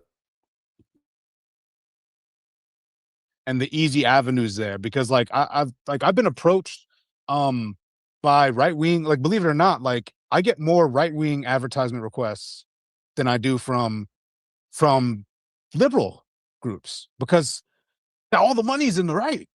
And guess who? I'm like, have you watched my content? Like, so like it's very easy to sell out effectively to the right wing grift where all the money is there. It's heavily funded. It's very easy to just be, you know what, like, I could run for office as a Republican tomorrow and probably win the primary just because they love a token black person to do it. But you and I have values, so we're not selling out like that. Yeah. Y'all have values, so you're not selling out. Man, I don't think these two clowns do nothing black. They don't even do black men. Come on, man. Paul, y'all don't do nothing black. Y'all don't even hang around black people. I can't stand these motherfuckers that get on TV and say any damn thing. When the last time y'all seen Don Lemon around a bunch of black people? The last thing we heard of Don Lemon is he was sticking his hand down his shorts to his nasty ball and sticking it in somebody's face. That's the last thing we heard of Don Lemon. Or disrespecting a woman, talking about her wherever she passed her prime at. You don't even like women. What the hell you doing talking about women like that anyway, boy? I talk about women because I love me some woman. Whoa, whoa. But you can't talk about women. You don't even like them. What the hell wrong with you? Good morning, KB. I see you got some interesting topics this morning. We need to talk about respect to you, player. Yeah, man, we need to talk about respect. Salute to you, Red Bubble Russell. Yeah, he running up in churches and shit. This dude crazy. But he ain't know. You knew what the hell was going on. You knew the lady name. Y'all knew what y'all was going in there to do. He ain't nothing but an agitator. And you can't really say nothing to him because he gonna yell, I'm a part of a protected group. You can't just watch his behavior. I told you, you gotta get back to watching behavior. These groups are destroying us. We giving passes to people based on their victimhood in different groups. And everybody trying to power up by joining certain groups so you could be double minority, double victim. I'm a double, triple, double salt victim. I'm a double-decker, backer flipper, double-decker, triple victim. Boy, that's why you think when people get mad, they just yell out their victim status. We just need to give out victim cards because once they yell out their victim status, boy, you know not to touch, you know not to say nothing. This shit is crazy. You watch these people behavior and say, you know what? I'm not going to let you hide in a group. I'm going to tell you to shut the fuck up because you out here yelling on the sidewalk. And I don't give a damn if you gay, straight, whatever. You are causing a damn disturbance. Heterosexual, straight, community, not community, woman, man, you too loud. Shut up.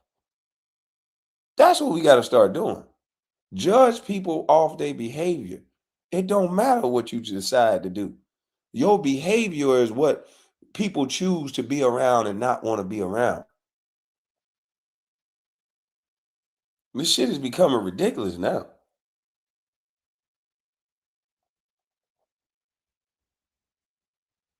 It's becoming ridiculous.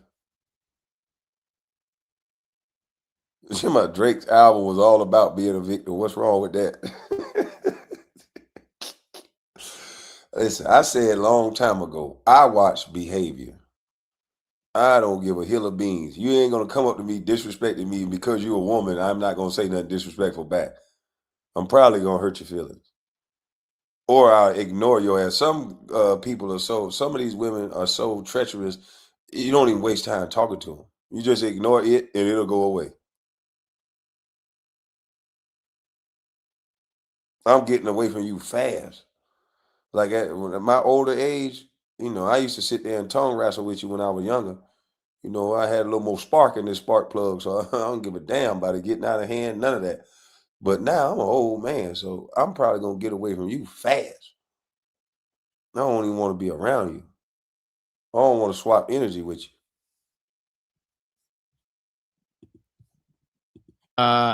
Yeah. I was just reading something that I want you to that I want to play for you. I'm going to put it up for you. Okay. I'm going to share the screen. Yeah. Let's see if we can do it here. There we go. Okay. We're going to share it. Here it is. And these are the black conservatives still riding with Trump. Attendees of recent gatherings in Washington said that they were not bothered by the racist video targeting Barack and Michelle Obama. Blacks for Trump. There's a sign right there. The black GMC Yukon, and you just mentioned this, pulled up outside the National Republican Club of Capitol Hill on Wednesday night, blasting a song featuring Nicki Minaj. As the lyrics spilled out, 5 young Black conservatives, a group of political influencers and rising activists, hurried inside the Black Americans for Trump Trailblazer reception. We had to play MAGA Minaj, conservative commentator Javier Xavier DeRusso told Capital B. That's the entity that published this. Laughing, referencing the rapper's recent public support for President Donald Trump, a moment he and his friends see as evidence of Black conservatism's momentum. Earlier that day, many of the same attendees gathered at the White House's annual Black History Month reception. Oh, Lord. Less than 2 weeks after the outrage erupted over a post from the president's Truth Social account depicting Barack and Michelle Obama as apes. The latest in a series of controversies in which racist tropes were amplified on social media by members of the Trump administration. And earlier this month, Mississippi Today reported that the Trump administration urged the National Park Service to remove the word racist from descriptions of Medgar's killer, a known Ku Klux Klan member. How on earth? And when I saw, do you remember that Black History Month celebration, the video from that? Yeah. I was like, who are these? Yeah, dude, I want to say it so bad. It's like it's people who think like they can. You have some proximity to whiteness, I guess, and or power, and you somehow are just welcomed, but it invalidates all the oppression you face. Like, I don't get it. I just, like, what do you think is going to come of this? Like, you're going to get tossed aside. Tim Scott did all that groveling. He went on stage, said, I love you. Oh, I just love you, Trump. And it's like, those videos last forever, bro. What did you get? You didn't even get VP. They chose Vance. They chose like the most mediocre white guy possible over you, Tim Scott. And where are you now? Like, these people they get cast aside. They get totally cast aside. And in the end, I really think Omarosa was like, she's since turned on him, but it's like, was one of the first cases of that, where it's like a Black person going ride or die for Donald and then realizes that they're just expendable, Yeah, but she brought that on herself. You know what I'm saying? Of course. And wow, look, I know Omarosa. We were friendlier on friendlier terms before Joy Reid and I, not Joy Reid, before Simone Sanders and I did it's Black History Month. Oh yeah, that's one of the best clips of all time, of course. Omarosa, the canary in the coal mine. No, she wasn't, because there were Blacks for Trump and stuff before. Do you remember Paris Denard? And do you remember Paris Denard? Yeah. Paris Denard was in one of your other famous clips, Yeah. the Mark Lamar Hill one with the Cheesecake Factory clip. That's Paris Denard. So you see that, you heard that. I'm gonna move away from this shit because it's boring. But these people actually feel like in order to be Black, you must be a Democrat. In order to be Black, you have to be a Democrat. I mean, that's just it. That's all. That's the long and short of it. Black men and women, in order to be considered pro-Black, in order to be considered down, you must be a Democrat and you must vote Democrat. You could be an independent. Let me take that back. You could be an independent, but you must vote Democrat in order to be Black. This is what I'm getting out of all these conversations, because anytime somebody has opposite opinion, anytime they're Republican, anytime they say they vote for somebody else, they don't talk about the talking points on why they did it. They don't talk about policy. It's more of attacks on their character. It's more of an attack about who they're dating. And as you can clearly see on the other side, they don't care who they date. So that's not the issue. The only issue is, if you're a Black person, you better be a Democrat. The women are all mostly Democrat. The men have to be Democrats, or they're a coon. They're a sellout to the community, because it's a known thing, I guess, that Republicans are racist. Oh, well, you a sellout, bro. He talking about, I've been with my women. See, they gonna give you a pass, bro. She dark skinned. This the dude I blocked last time. They gonna give you a pass. She dark skinned. They gonna give you a pass. I can't be a Democrat because the KKK was started by the Democrat. Hey, man, you gotta be, man. You don't have no choice, man. You ain't gonna get invited to the cookout. You better stop listening to Willie D music.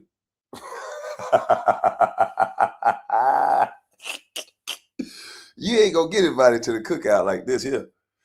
I don't have a problem with nobody that's a Democrat. I don't give a damn what you decide. I don't control you. And people that's disrespectful. People that try to tell people that who to vote for and all that, you some disrespectful mother trucker. And most of you can't even articulate why you do it.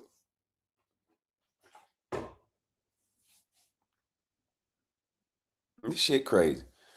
But I tell you what, I would rather have the accomplishments of this man than majority of the people that's talking about this man. I'd rather have the accomplishments of this man, real-time accolades that this man has. I would rather have those accomplishments than to be Don Lemon and his accomplishments. What the fuck is his accomplishments? But sitting there running his mouth and sleeping with the very same white people that he say is a threat to the country. So if anybody is a sellout, it's the motherfucker who giving their body to the oppressor, getting submitted.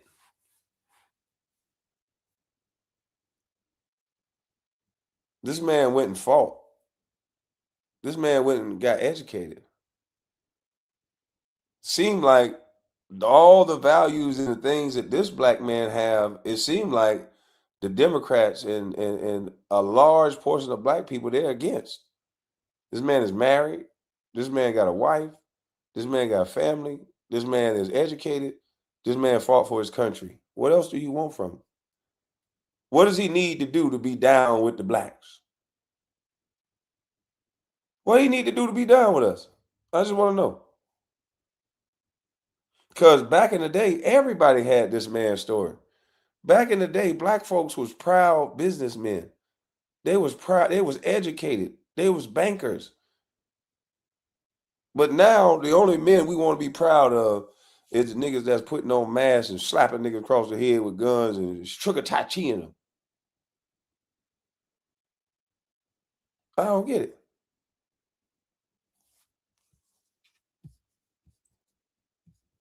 I don't get it.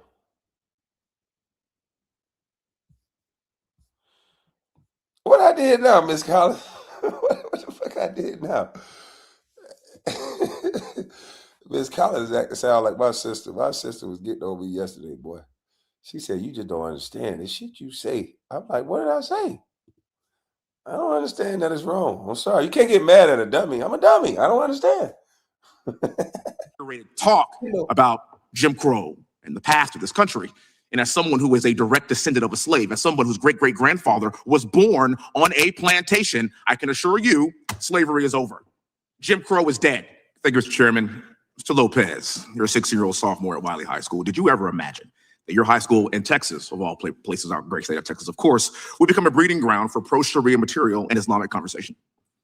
I would never imagine that we would have a hearing questioning the legitimacy of terror-linked organizations going to schools. I would never believe we would have this, but that's America we live in, and it's a sad situation. Do you think there's an incongruency in the way you are treated as a Christian in your school, in the juxtaposition of that, and the way that your school is welcoming Sharia law and Islam? Man, this man just said juxtaposition. Ain't no black woman wanted this dude, man. Y'all need to stop that, man. He had to go to a white girl. This man, no juxtaposition. What the? Who uses that in a regular term, in a regular conversation? Oh, hell no. Come on, man. Y'all know y'all ain't want this dude. Y'all need to stop this, man. Y'all want it, man. Y'all, I know black women that would gladly hand this man to a white woman. So why do people openly trip and act like they would want to be with somebody like this? Like, stop the press. Stop the press. I know some sisters that will openly hand this brother to a white woman. This man said juxtapose. Juxtaposition. I don't know what the fuck. I gotta Google this shit. How do you use that in a sentence? Let me hear it again. He just used it in a sentence. Juxtaposition. What the hell? How do you juxtaposition? Let me see if I can use context clues to see what this word means. It's a sad situation. Do you think there's an incongruency in the way you are Incongruency. God damn, that boy that good. treated as a Christian in your school, and the juxtaposition of that in the way that you're Damn, and the juxtaposition of how you being treated as a Christian. Man, I need a thesaurus to have a conversation with this brother. He talking about, man, Mel, that ain't fair. You a school teacher. You talking about I use juxtaposition all the time. You a school teacher. I didn't even know how to spell juxtaposition. Hey, what the hell is juxtaposition? He said it means the opposite. Man, listen here. Half the people in the world don't know how to use juxtaposition in a sentence, nor do they know what it means. So I'm telling you right now, I know some sisters that will happily hand this brother to a white woman. Can't have no conversation with him. This motherfucker went to Cornell. Talking about juxtaposition and all this shit. He hurt my head anyway. Yeah, juxtaposition. You could have just said how you being treated compared to every other student when you're a Christian. See, that's how I would have constructed it in layman's terms where everybody can understand.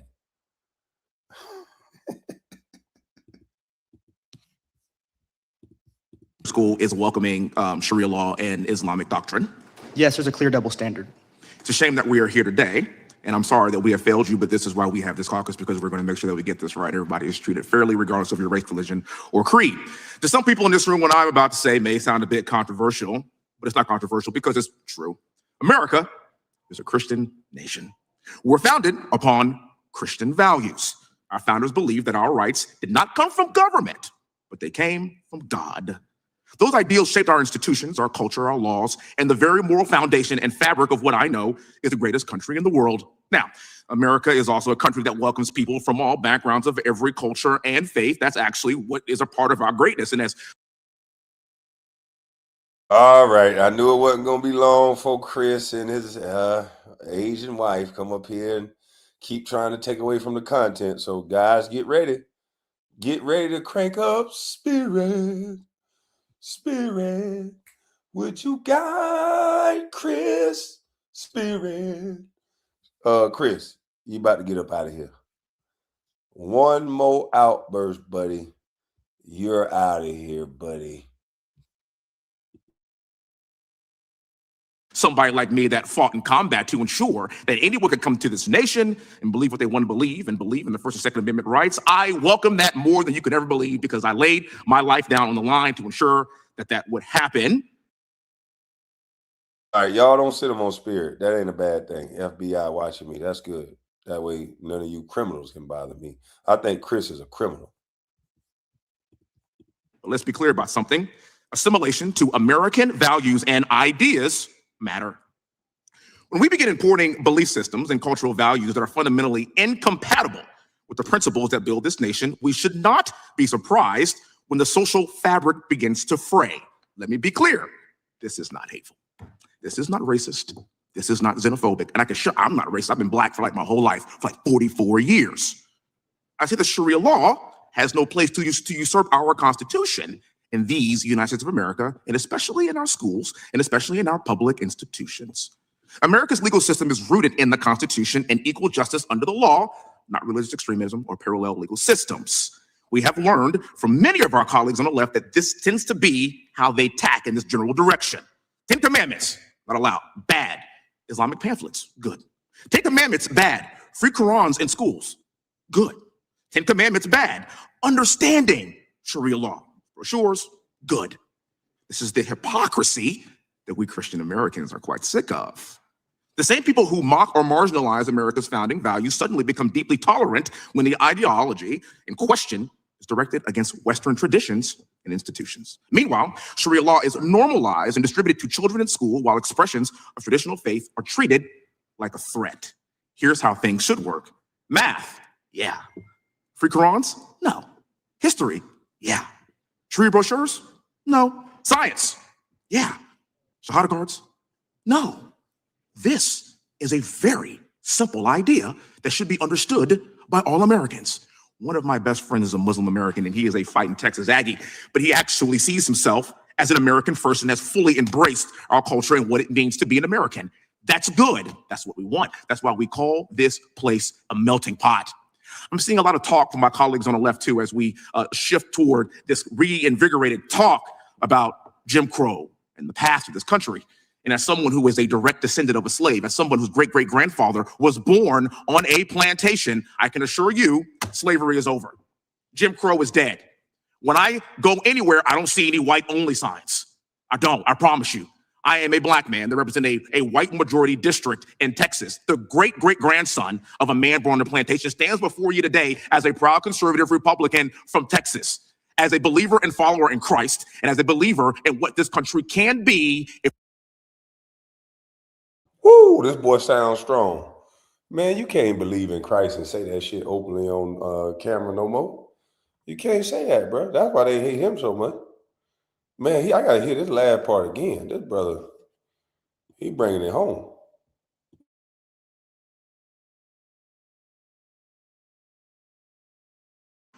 Shahada guards? No. This is a very simple idea that should be understood by all Americans. One of my best friends is a Muslim American, and he is a fighting Texas Aggie, but he actually sees himself as an American first and has fully embraced our culture and what it means to be an American. That's good. That's what we want. That's why we call this place a melting pot.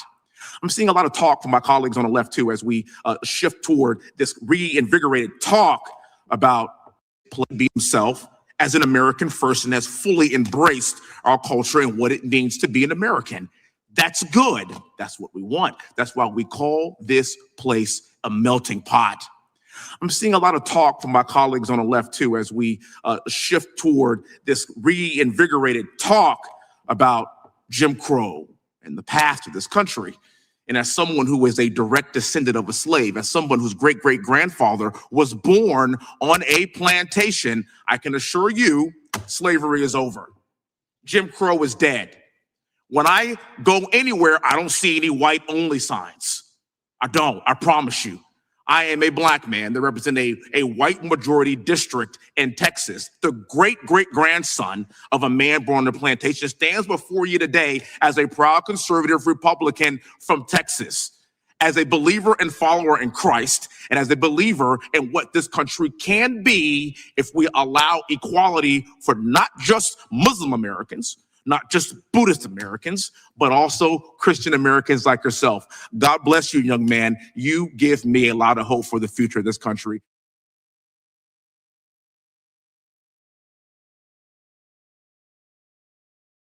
He said, God bless you, young man. You give me a lot of hope for this country. That's what I'm talking about. Now, what's wrong with that? Did he sound like a coon? Did he sound like somebody that just kissed white-only booty? Does he sound like all these derogatory names we got to say about him because we don't agree with him? Does he sound like a fighter or a survivor? Somebody who is going to win in life? I don't understand. Look at the way the man sounds. Do he sound like a crybaby? No. No. This man sounds like somebody that need to be mentoring kids.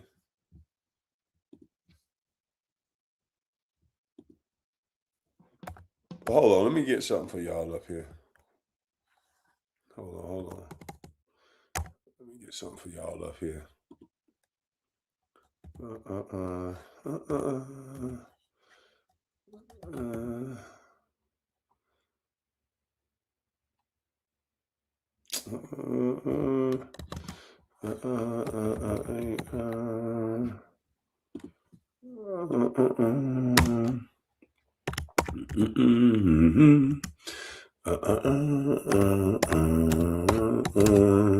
Oh, when the saints come marching in.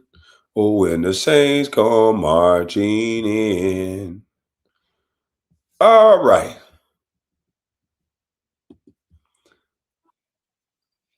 All right. They want to talk about they want to speak about black folks and black spaces. So I got to go and list my boy. Hold on, wait a minute now. Let me change that. I got to switch so I don't have commercials for y'all. Let me switch accounts. All right.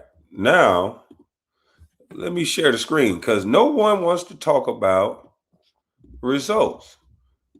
So we got black districts that they like to talk about. So I had to go to my boy Vincent Everett Ellison.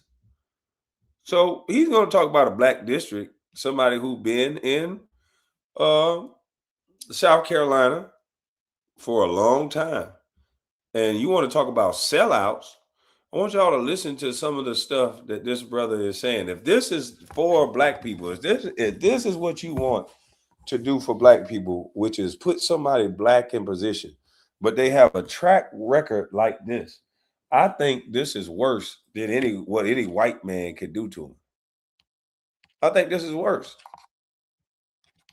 Got people stuck at the bottom and enjoying it.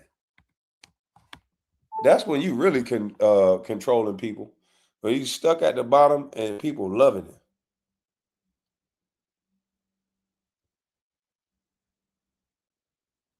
So let's look at this real quick.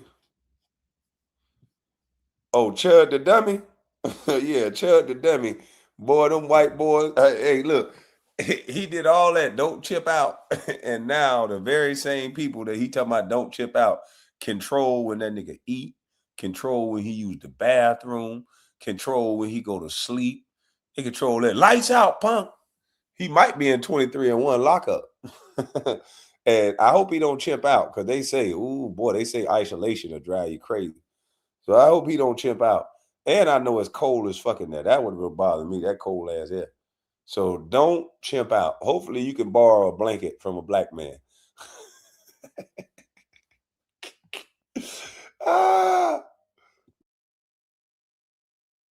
TV and Jim Clyburn on there. Hey,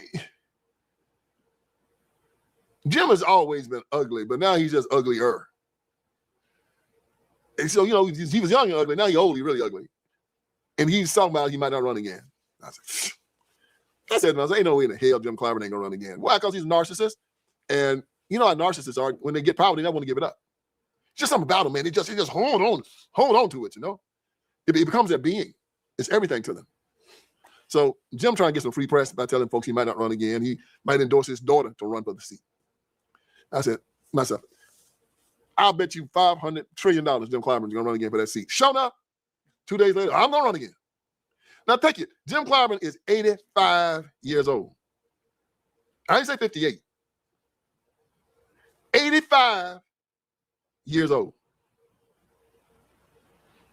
He can't be at his best. Nancy Pelosi's retiring. Everybody else is going, and he's trying to be the black Strom Thurmond, who retired at 100 in South Carolina. The sad thing about this, y'all, is that the black folks in Jim's district is probably going to still elect him. The saddest thing about this election is that Jim Clyburn's district is as poor now, or poorer than it was when he started representing the district 33 years ago. Now listen to me. I ran against Jim Clyburn 25 years ago. Yes, it was 25 years ago. Republican Party was no count then like it is now. Didn't give me any help. So Jim made the mistake of appearing with me in a debate. I beat the living hell out of Jim Clyburn in this debate.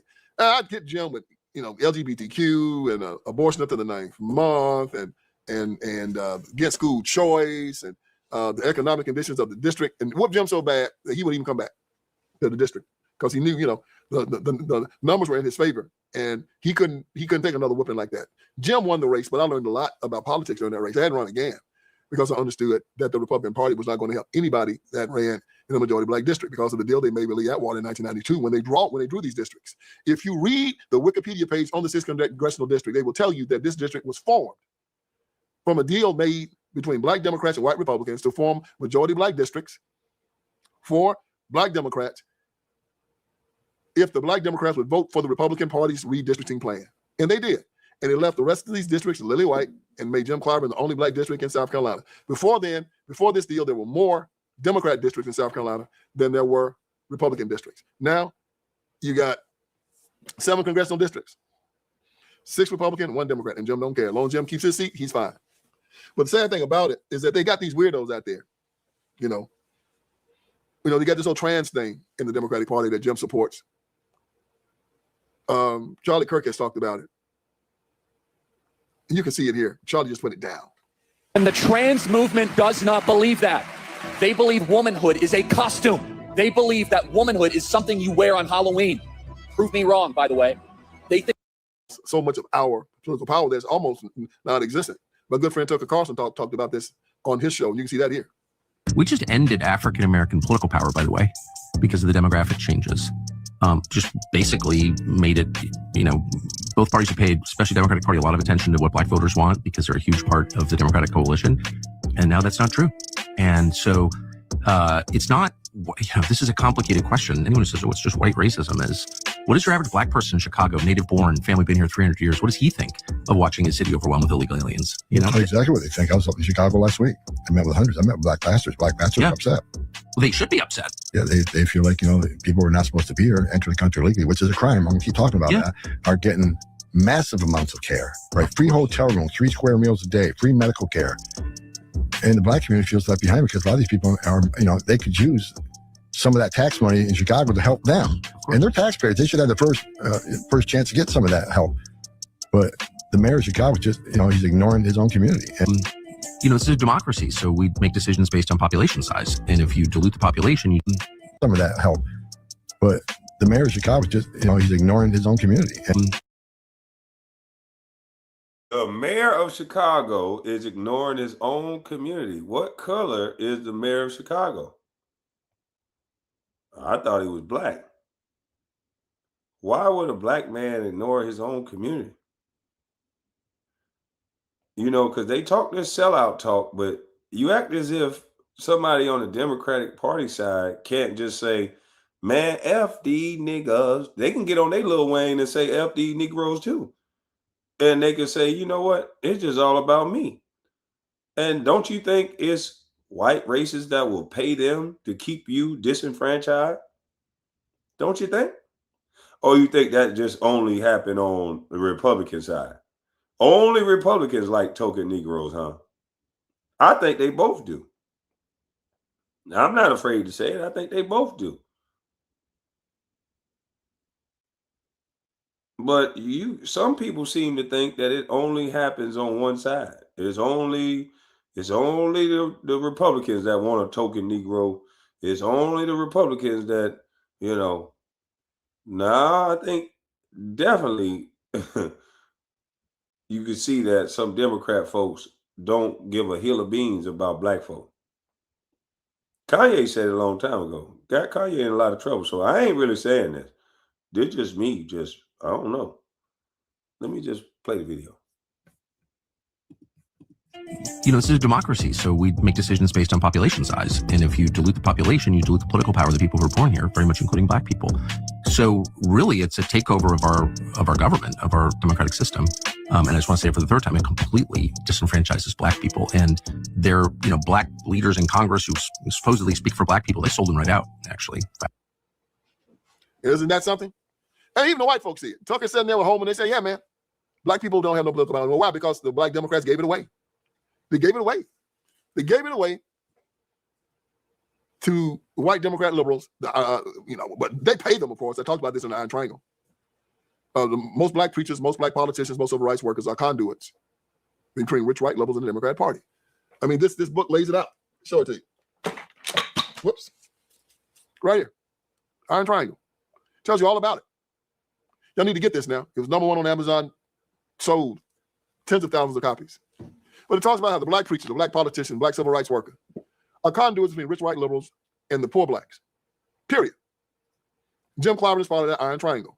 And they told him that since black people are being killed through abortion, going to prison, murder, drug overdoses, and suicide, we got to get more people in. The Democrats have killed the black people. Now we got to get some more people that they exploit.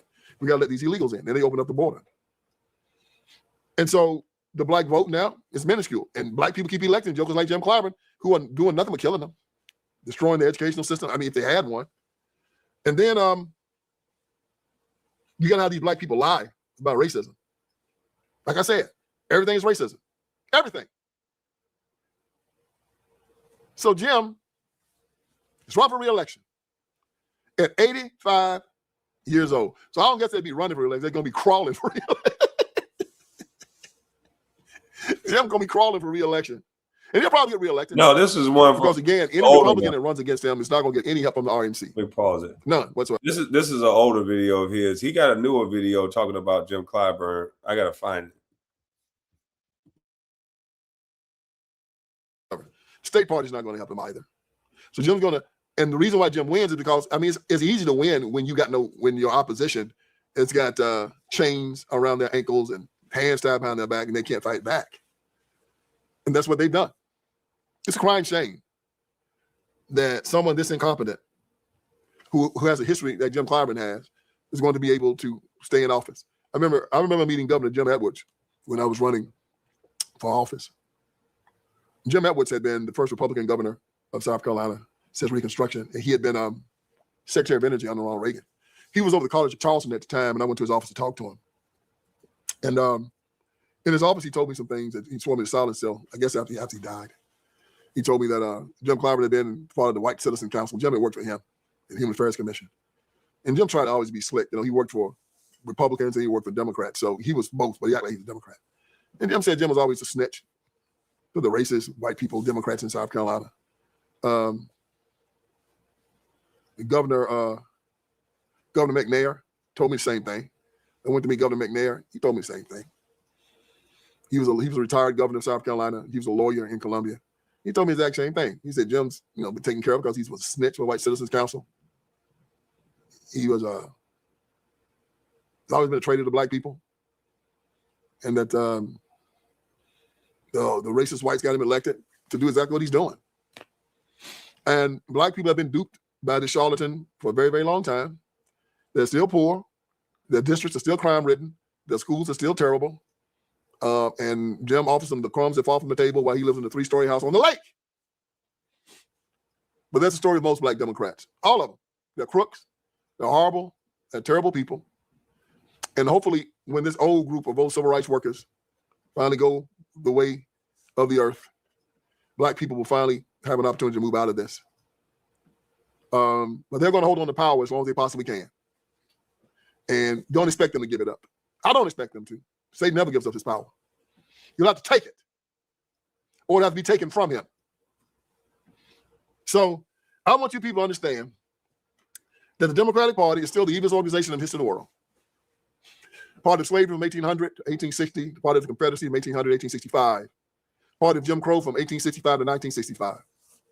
Now the party of grooming children and transgenderism and castrating little boys, calling little girls fentanyl in the street, illegals, taking your guns away, taking God out of the public square, letting demented men go to the bathroom and watch your daughters and your wives urinate, and demented men in girls' locker rooms and sports, and dorm rooms and prisons. They're a sick institution. Got laws passed where your child can go to school, a boy, and you're going to pick him up, he's a girl, because they'll groom him and they'll transition the child while they're at school without your permission. Donald Trump said in the State of the Union, if you agree that a child should not be transitioned without their parents' permission, please stand, and no Democrats do it. He said, if you agree that the federal government should care more about American citizens than illegals, will you please stand? No Democrats do it. And that should tell you something. And that's what I wanted to ask Willie D and all these people. When they ask specific questions, shouldn't you care about American citizens over illegals? None of the Democratic Party stood. Should parents be able to have the say-so in their kids' life and to know about anything that goes on with them as far as transition or anything? None of the Democrats stood up. So you telling me that it's a sellout to think that parents, because I know how my mama was, you bet not do nothing to me before she know about it. Matter of fact, you bet not do nothing around me until she know about it. That's how my mama was. I don't know how y'all mama was. She coming up to that school, buddy. I couldn't imagine if my mama found out somebody had put a dress on me, she would have whooped the teacher ass. She would have whooped the superintendent ass. Oh, it would have been a lot of ass get whipped. And it would have just been on GP because you don't do nothing to nobody's child that's not your child. My mama didn't play that shit. So I don't know. I don't know what these people are judging people and saying that they're coons and they're against black people when ain't nothing black about the things that we seeing. Nothing. I don't know where y'all getting this new ideology from, but you don't do certain things around kids. I'm just saying. And that's not hateful. That's not none of that. That's my opinion. You don't supposed to do certain things around kids while it's still legal to say. Extremely horrible people in America. One is Jim Clyburn. Oh, God. And the other one is Rolanda Martin. We're going to stop at Rolanda. What did Rolanda say? Well, Rolanda was having some type of little, I don't know what the hell he was doing. He's conference talking about something. And this old decrepit preacher by the name of William Barber, poverty pimp. Some of them never talk about nothing about Jesus Christ. All he talk about is politics. He know politics now.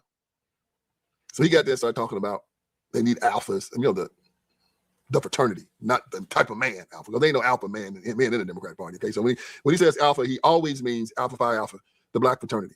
There are no alpha men in the Democratic Party. Might be some alpha women in the Democratic Party, but most of the men in the Democratic Party are beta males. Okay, all right. And so after this thing, Rolanda says that the GOP is trying to destroy Black America and all of Black America. That means even me.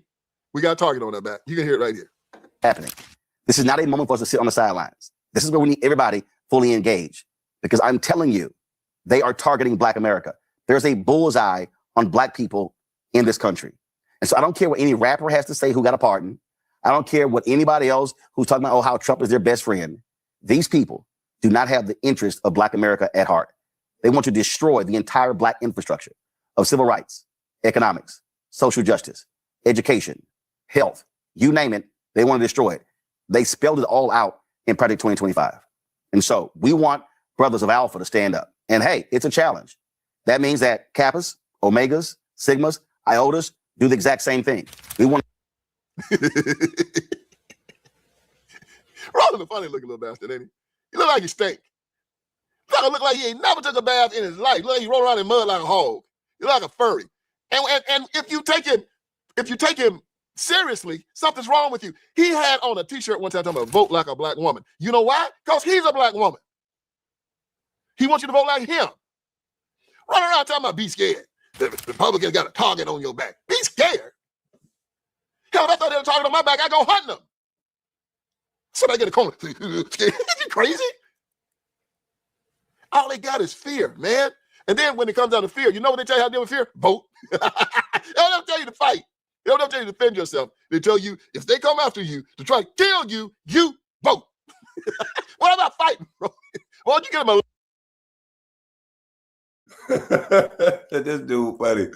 You come after, if they come after you and try to kill you, what do? You vote. I don't know, but I don't like the sound of that. I don't like the sound of me having to wait and go vote if somebody try to do bodily harm to me. No. That don't even make sense. That don't even sound right. But let's keep going. This is what we got. I'm supposed to listen to a bunch of grown men cry and whine about the white man doing something to them. And we supposed to band together and cry to the white man to fix it or allow us to do something. And I'm supposed to be with you? That's what pro-Black is? Hell no. This dude right here sound like we'll align more so than anybody else, than anything else. I'm not going to sit back and whine and cry. I don't really care about other people's opinion. Like, I just don't get it.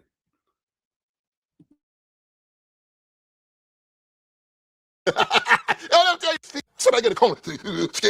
I'm talking about be scared. The Republicans got a target on your back. Be scared. Hell, that's not a target on my back. I go hunting them. Somebody get a corner. Is you crazy? All they got is fear, man. And then when it comes down to fear, you know what they tell you how to deal with fear? Vote. They don't tell you to fight. They don't tell you to defend yourself. They tell you if they come after you to try to kill you, you vote. What about fighting, bro? Why don't you get a militia up?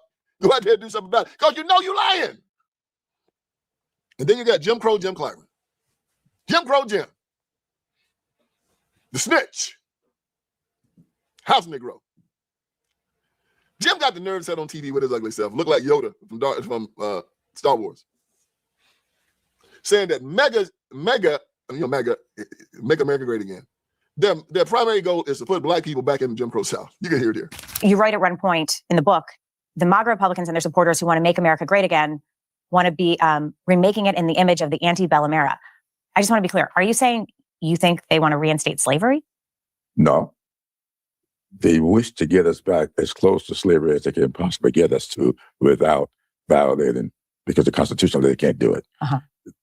Jim Crow? Yes. So you think they would reinstitute Jim Crow? Absolutely. We already going back to slavery. I just seen 4 jokers, what was it, 3 or 4? I just seen 3 or 4 black men avoid the death penalty, and they got sentenced to slavery. The warden said, "Hey, boy, we got to get some sweat equity out of you, boy."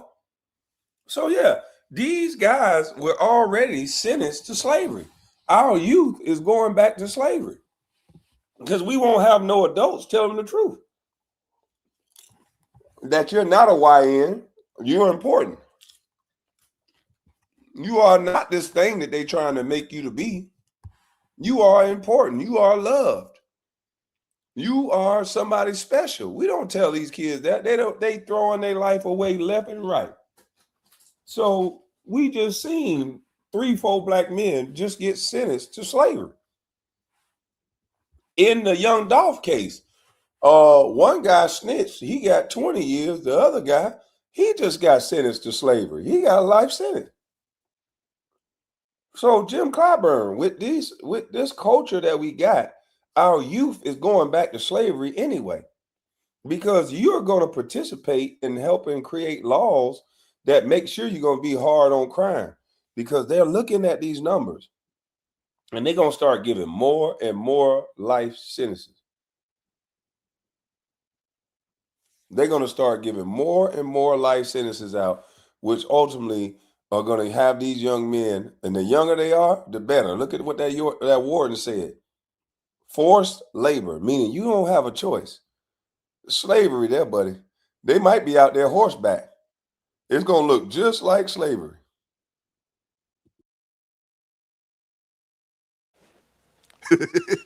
So Jim's scared. So to stop him going to the Jim Crow South, Jim said you got to vote. Now understand this about Jim Clyburn, please. Jim has been over the 6th Congressional District in South Carolina for 33 years. I said 33 years.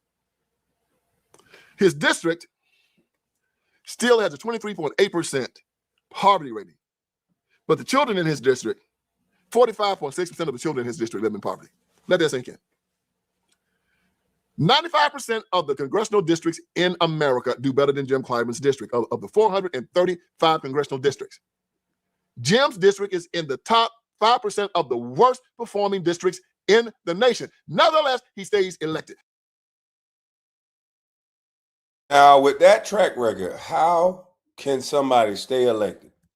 How can Roland Martin, how can D.L. Hughley, how could Steve Harvey, how could all these people still be talking about this blackity black shit if they have a man in office and been in office for that long and that's his record? That's his record?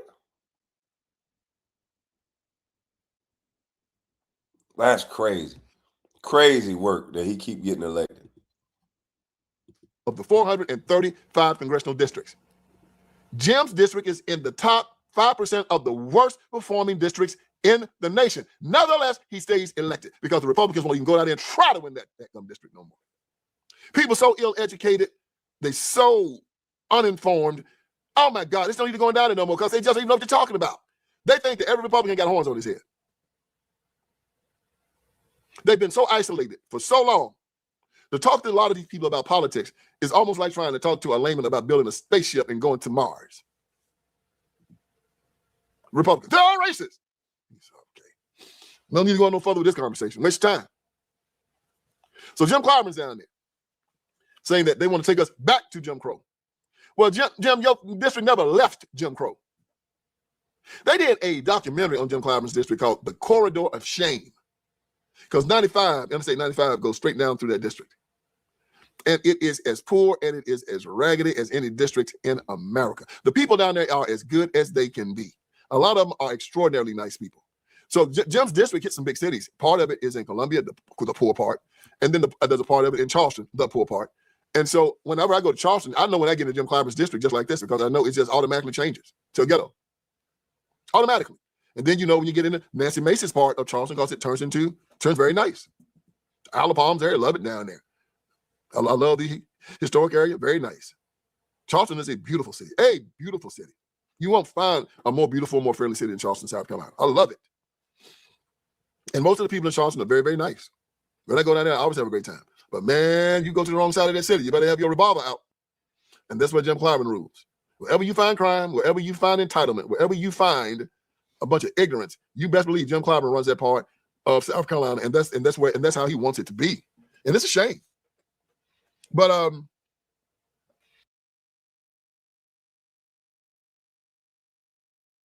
hold on, y'all. I found this documentary. Let me see if I can play it. They got a piece of it on YouTube. If they make me cut it out, I'll cut it out. Husky Island, South Carolina for a year. I wrote about the extraordinary experiences I had in my book, The Water is Wide. What I found on this island that I called Yamacraw shook me to the core of my being. 7 of my students could not recite the alphabet. 3 children could not spell their names. 18 children thought Savannah, Georgia was the largest city in the world. Savannah was the only city any of the kids could name. 4 children could not add 2 plus 2. 5 children did not know their birth dates.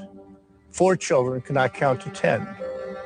Half of them were incapable of expressing even the simplest thought on paper. 3/4 of them could barely spell even the most elementary words. 3 of them could not write their names. I had stumbled into another century. Those children needed and deserved so much more from the educational system of that era. If they lived in other parts of South Carolina, they might have gone on to become scientists, engineers, scholars, artists, and writers. Sadly, very little has changed in the rural school districts of South Carolina, clustered along Interstate 95 from North Carolina to Georgia. Another generation of South Carolinians has grown up in places like the Fusky Island, never knowing the promise of America.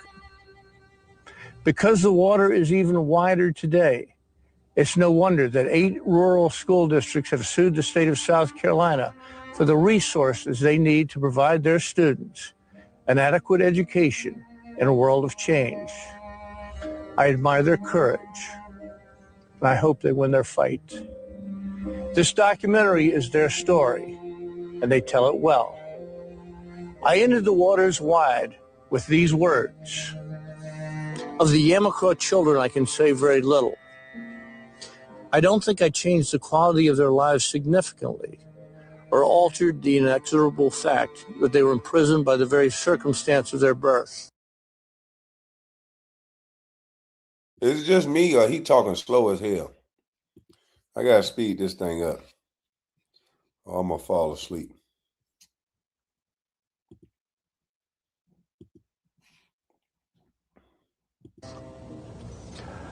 I felt so much beauty in my year with them. It hurt very badly to leave them. For them, I leave a single prayer, that the river is good to them in the crossing. That is still my prayer. The plaintiffs in this case are suing the state of South Carolina on the grounds that they're not being supported well enough to provide a minimally adequate opportunity to become educated. And in this case, I believe their case has tremendous merit. We have a disparity in funding in a region of our state. The counties have been named. And I said in the paper, if I had a child and I lived in one of those counties, I would want relief. The reason we have disparity in funding is not because we're prejudiced at the governmental level. Is because we collect taxes based on property values. And our property values in those counties are pretty low because there's no industry. It's an economically deprived area. J.V. Martin was built in 1896, and the only thing that I can say about it is we need to give it to the Historical Society, which wants it. As far as an educational advantage, it has none.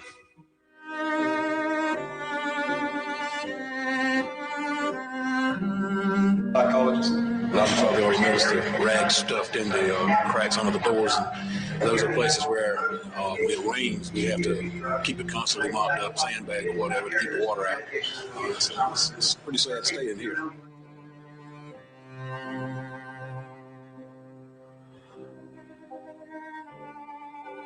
You're the air I love, the land I love, the home, the free and the brave. We have raw sewer that backs up into on the hallway, and when it does, we have bugs and worms that comes in with it, and it is extremely unsanitary for our students because they track through this when they're walking in the hallway and they take it back into the classroom where they remain for the remainder of the day in the carpeted area. Man, we would have took our Section 8 and we would have been gone. Ain't no way. There's no way. I will take my Section 8 and I'm out. I'm transferring out of this county. Why would you sit there and take this? Ain't no way in the world. I'm gone. Government assistance goes around the world. It's not stuck to one county. I don't know why anybody would sit there and take this. I would tell my family, grandma, grandmama, cousin, I'm out. I'm moving to Florida. I'm moving some damn where. I'm moving 3 counties over. And I'm going to take my Section 8 over here so I can get into a better school district. There's no way I'm staying around this shit. I don't get it. The place already don't have no industry, so moving anywhere would be up. I would be writing letters down there to Section 8. Hey, you got to place me somewhere else. I'm moving. Like, there's no way I'm staying here. It wouldn't even be a story. The town would be a fucking ghost town because everybody should leave. It'll just be the sheriff and the rats because I'd be out. A few weeks ago, we had a heavy wind and rainstorm, and the wind blew the covering off that building over there, and the rain soaked the ceiling tiles in the entire building, and the entire ceiling fell out onto the floor. We're talking about approximately a 50-year-old building there. Fortunately, we had no school. It was during time school was closed, and there were no children in the building. Other than that, we would have had a catastrophe on our hands.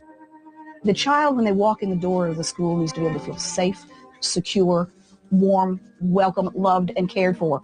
And if the building they walk into is not safe, warm, cared for, they already know that there's a strike against them. So if it was kids in the building, they would have got the ceiling fell on their head. But we want more black districts.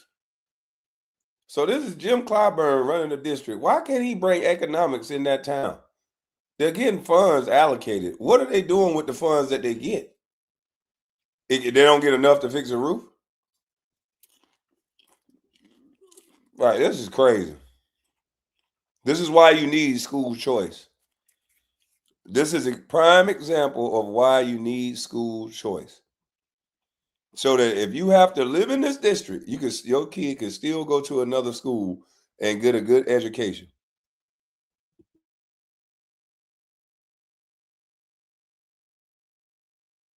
One of the most dramatic and startling things when I first came to Estill High School was what I noticed of the average age of the books in our media center in our library.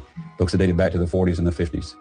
And when I picked up one book that said, "One day man will land on the moon," And then here we are in the next century. That's not good enough. This is what racism look like right here.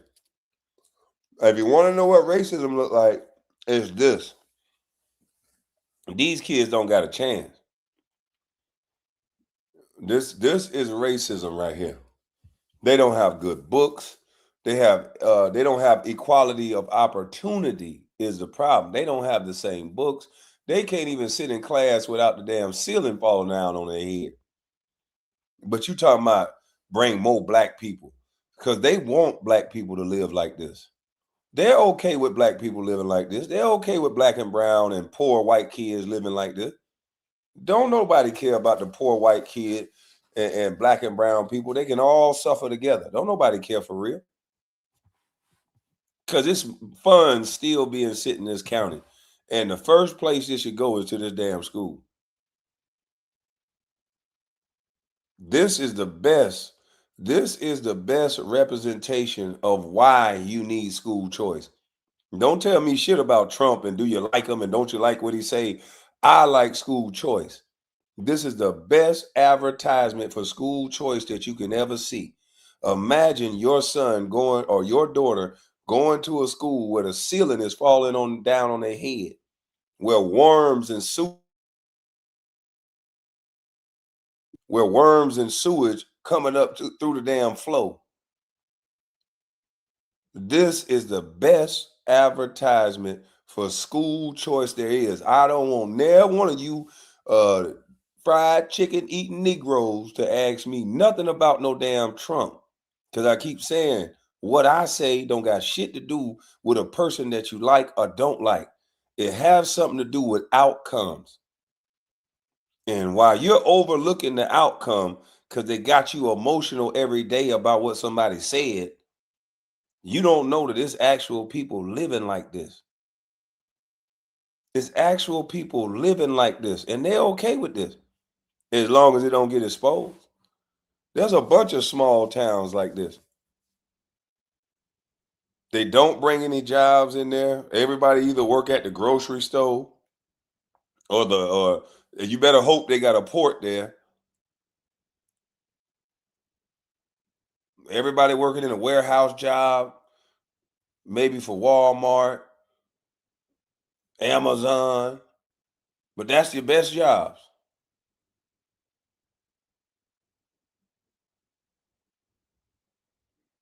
We can't sit up here and talk about color all day when there's people living like this.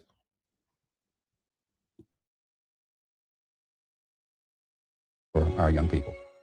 I believe that the most important person in this school is the teacher. One of the toughest jobs I have at Creek Beach High School is attracting and retaining good teaching talent. We have a very high turnover rate of teachers. Why? Because teachers come to districts based on the type of facilities, the type of resources, and funding is an issue. 1/3 of our teachers are new to our school every year. The children are hampered every single time. Every day I had a blue. Children in a poor community can learn if the resources are there, qualified and certified staff there, and administrators that know how to deal with those barriers that those children bring to the classroom. But those children can be very successful if their social and emotional problems are addressed, as well as their educational needs. And eventually, I think we will see examples of that if the state will really fund us at our right level. Unemployment rate in our county is among the highest in the state. We're currently over 18%. Sometimes we've been over 20%. Our businesses pull up. We lose our tax base. Who's going to fill the gap? Who's going to step up to the plate and help fund the schools and get us what we need to educate our children? My deepest worry is this. If we turn our backs on these rural school districts, we'll lose another rising generation in these communities who won't be able to fulfill their potential and realize their dreams. We'll lose our small towns, see them turn into wastelands, and we'll lose the rural heritage, character, and soul of South Carolina that has made us who we are. As far as education in South Carolina, we're at a crossroads. This decision that our legislature has. And they wonder why these kids are out blowing these guns up in the streets is because they're creating these children. They're creating these uneducated, mindless kids that you think they're smart because they know how to work a tablet because they done had it in their hands since they were kids. They know how to work the computer, but that's about it. It's a shame, boy. What they doing to these kids, it's a shame. This baby look depressed. This baby can't be happy with raw sewage coming up through the floor. You can't smile and play and run through the hallway like that. How are these kids supposed to focus on learning and the roof falling on their damn head? But y'all want to tell me, Trump, you a Trump boy. Motherfucker, I said I like school choice. And if you don't understand that, you just dumb and slow. Because what I'm saying makes sense. What you saying is caught up in emotions, caught up in liking somebody. You don't got to like Trump to understand school choice is a necessary thing for these kids. Get out of your emotions and understand how important educating children are. And then you'll understand that whether you like Trump or don't like Trump, you still should be for school choice. I don't have to like a person. My emotions ain't that jacked up. I don't have to like Trump to identify that school choice is revolutionary.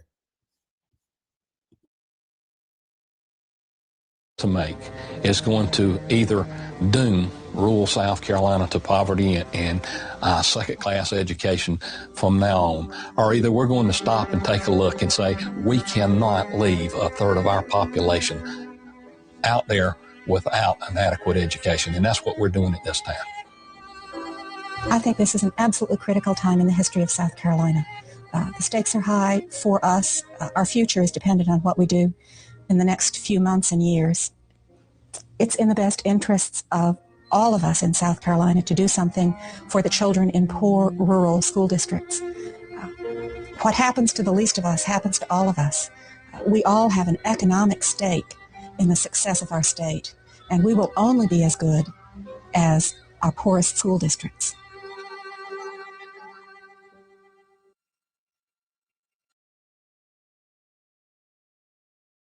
We need more black representation. Fuck out of here. This shit crazy, man. Roland always talking about Republicans, black people got a target on their back because Republicans. How does that work when the Republicans haven't run anything in the black community since 1877? Every majority black district in America is run by a Democrat. Every big city, I can't think of one that's not run by a Democrat. Every ghetto is run by Democrats. Every failing school is run by Democrats. Yet he said that Republicans got a target on Democrats' back. Wherever Democrats are getting locked up and murdered and on dope, wherever blacks are getting locked up, murdered, and on dope, the Democrats run it. Black people live in Democrat in Republican suburbs ain't having no problems. You would think that the white people out there in suburbs. I want to rewind that back. Can y'all tell me where this man lied? Dog, we got to bring debates back. I want to see Vincent against Roland Martin. I want to see Vincent against Roland Martin in a debate. We got to bring debates back. We got to start letting people see this in open form. Because most of this stuff these people do, we got to have a mediator, and we got to have these men, especially men that are older, but can articulate what went on back then and now. And we got to have them debate. We got to stop all this, your side, this side, and then hiding from the truth and not being out in the public forum. We got to get out and debate again. Because this is sad. Roland Martin would need security on bystand. Man, this is crazy, man. This is crazy. Listen to what this man is saying. And everybody knows this to be true, but they still acting like if we just say we vote Democrat, then that means I'm pro-black. So are you pro-killing? Are you pro-unaliving? Like, I don't understand. He said that Republicans got a target on Democrats' back. Wherever Democrats are getting locked up and murdered and on dope, wherever blacks are getting locked up, murdered, and on dope, the Democrats run it. Black people live in Democrat in Republican suburbs ain't having no problems. You would think that the white people out there in suburbs where a lot of well-to-do black people live are just hanging Negroes by trees, beating their asses in the front yard, running out with Klan crosses. That does not happen. So what do the Democrats do? They push Roland and Jim out there to lie, like they always do. They pay them to lie, like they always do. And they do it well. I'm the counter to that. So here's some background on these two idiots. I ran against Jim Clyburn in South Carolina in 2000. Jim made the mistake of debating me. Beat him like I was his daddy. Just slapped him around like he was a child. So Jim, I didn't have any money because Republican Party. I didn't know about Operation Rat, FQCK. You know, they didn't give me any money, so I couldn't make any commercials or anything to take advantage of what I'd done in South Carolina. So Jim had 2 more debates set up for me. That sucker left, didn't come back. He went to Washington D.C. and that sucker, you didn't see him back in the district because now it's laying for him. Going to whip him again. He didn't show back up. He won. I didn't run anymore because I understood that the Republican Party would never help any Republican candidate that ran in that 6th district. If you didn't have your own money, like about $10 million, you couldn't win that district. And the RNC and the NRCC was not going to send a lot of money down there in that district to help you run. They just weren't going to do it. So I slapped Jim around in that district, and it was easy. And I saw how stupid he was, and I knew that the district was going to stay where it was because if you got somebody that dumb and ignorant running it, it wasn't going to do anything. So lately, about a year ago, I had a run-in with Rolanda Martin. Patrick Bet David and I had spoken with each other. I had gone to Fort Lauderdale on election night, and Patrick had invited me to be on stage at this grand event that he was having. I was on the stage with Candace Owens, so Candace lost her mind. Me, Candace, and Dave Smith. And it was in front of thousands of people. It was great.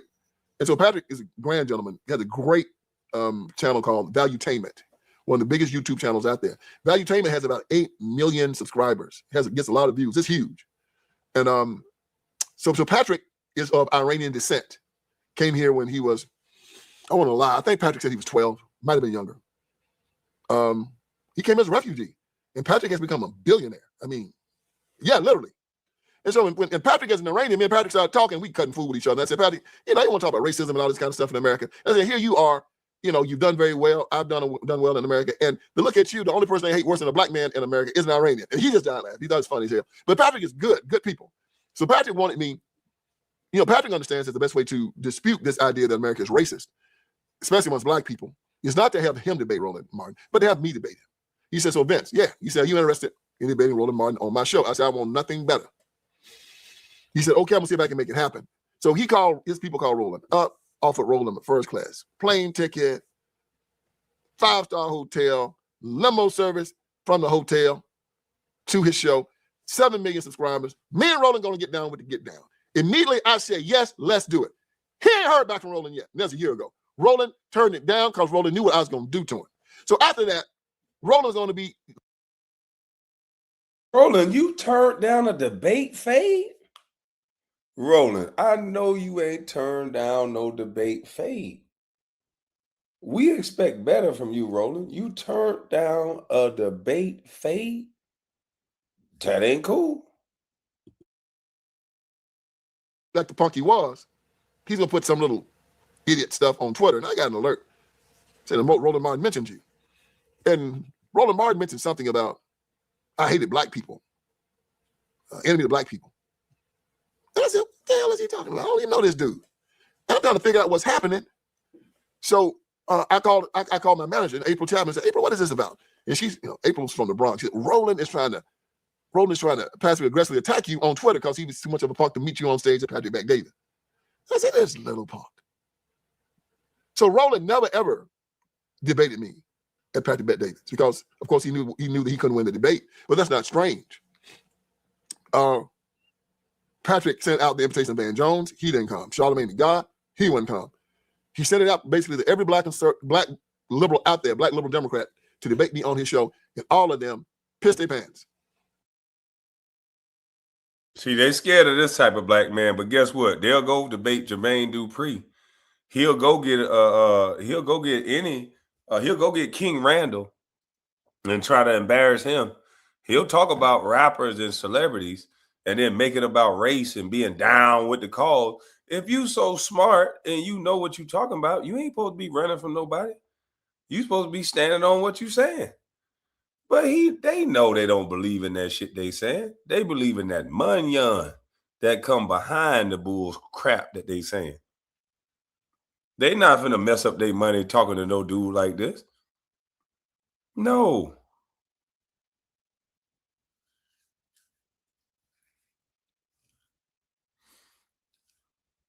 Well, I don't even understand this. Let me read this. He said, Kwame, you are wasting your time with party politics. I didn't know we were doing party politics.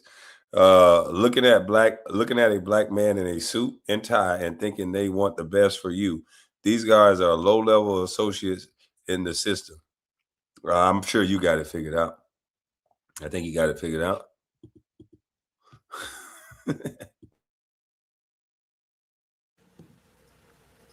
Y'all know why. Y'all watch my show. So all you black Democrats out there who are always sending me all this hate mail and stuff, send hate mail to your little punks out there and tell them, why don't you call up Vince Ellison?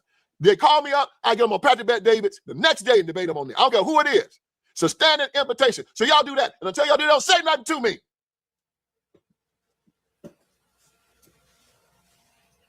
That's right. I can call up Sean Hannity tomorrow. You put us on his show. I can call Fox. They'll set it up. They won't do it. I'll do it on their show. They can do it on my show. I'll come to their podcast. They can come to my call. They will not do it because they know they cannot defend their stupid ideology. So you got these two clowns out there talking about they're going to bring back Jim Crow. We got a target on our back. They already know the first question I'm going to ask. I'm going to say, Roland, you probably got a target on your back from the LGBTQ community because you like to grab your ankles because you had that guy with that was showing his butt on your show that time. You were doing gay porn, and they caught you doing it. So that's a target on your back, boy. Jim Clyburn talking about going back to Jim Crow. You never left Jim Crow, Jim. That's the reason why you don't know anybody because you only live in your district and you go to Washington, D.C., and then you go back, you go from one ghetto to another one. So you think it's still like it was in the 1960s. Washington, D.C. is jacked up. The 6th district is jacked up. One ghetto to the other, and you're in a bubble with a bunch of ignorant black politicians in D.C., and then you stay with the black caucus while you're there. They're a bunch of ignorant politicians. Then you go back to your 6th district to some more ignorant black politicians, and you ain't in a twilight zone. You do not understand, Jim, that white people no longer want to hang you from trees. Black Democrats do, and that's who you hang out with, and that's why you're still afraid. I know how they talk to you behind closed doors. They probably call you boy, the N-word, slap you, and tell you get back in line. And you say, the other ball. But Jim, outside of your circles, black men like me don't take that mess. And you can't put me back in the Jim Crow South, bruh. What? They're going to put us back in the Jim Crow. They might put you in the Jim Crow South. How the hell? Man, I'm getting mad thinking about that. They're going to put you back in the Jim Crow South.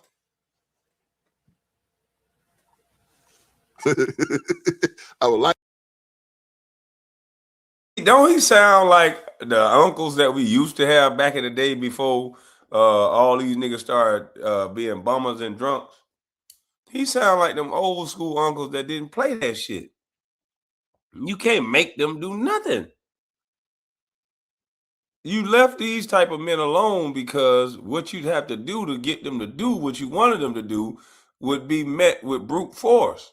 So most people err on the side of caution. They just want victims. They want weaklings. They don't necessarily got to win every situation, but they understand that you're going to have to bring brute force to get these men to do certain things. And that ain't what everybody willing to do.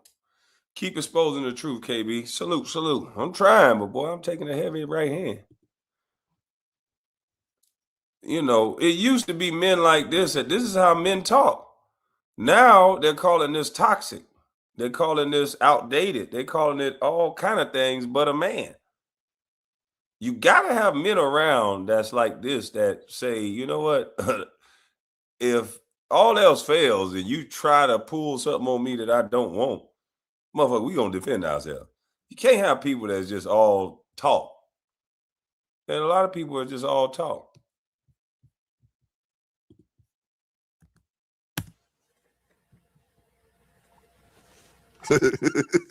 I would like to see someone try.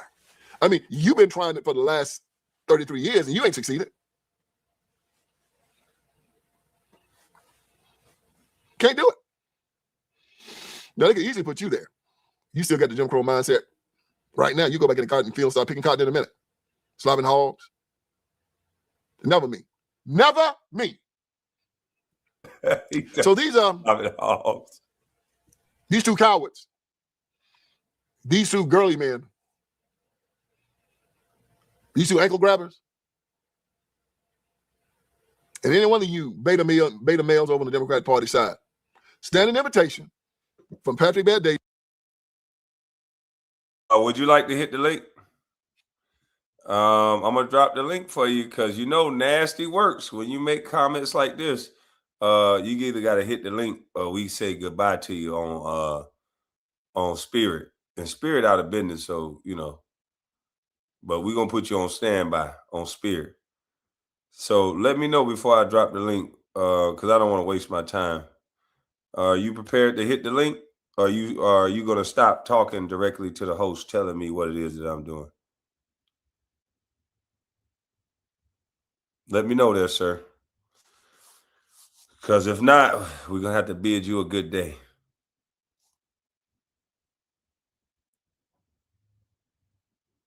Starting your engines. we getting them engines started. All right. Y'all go ahead and crank that engine up. He say something else. Sean Hannity at Fox to come on their show anytime and debate. I'm waiting. Go to my inbox. I don't want now one of you peons from the corner, drinking a 40, philosophizing. Man, with the white man and the shit again. I ain't gonna be debating none of you ignorant jokers. I've written 4 books. I go to colleges and universities, and I lecture. I have my podcast, over 100,000 subscribers. I make documentaries. I don't go out there and argue in the street. If an ignorant joker try to even start a fight with me in the streets, I say, yeah, sure enough, man. Well, all right, brother, you go ahead and see how far you get with that. Yeah, man, what about this? Oh, man, it's your thing, bro. Go ahead. We ain't in the street arguing with them ignorant Negroes.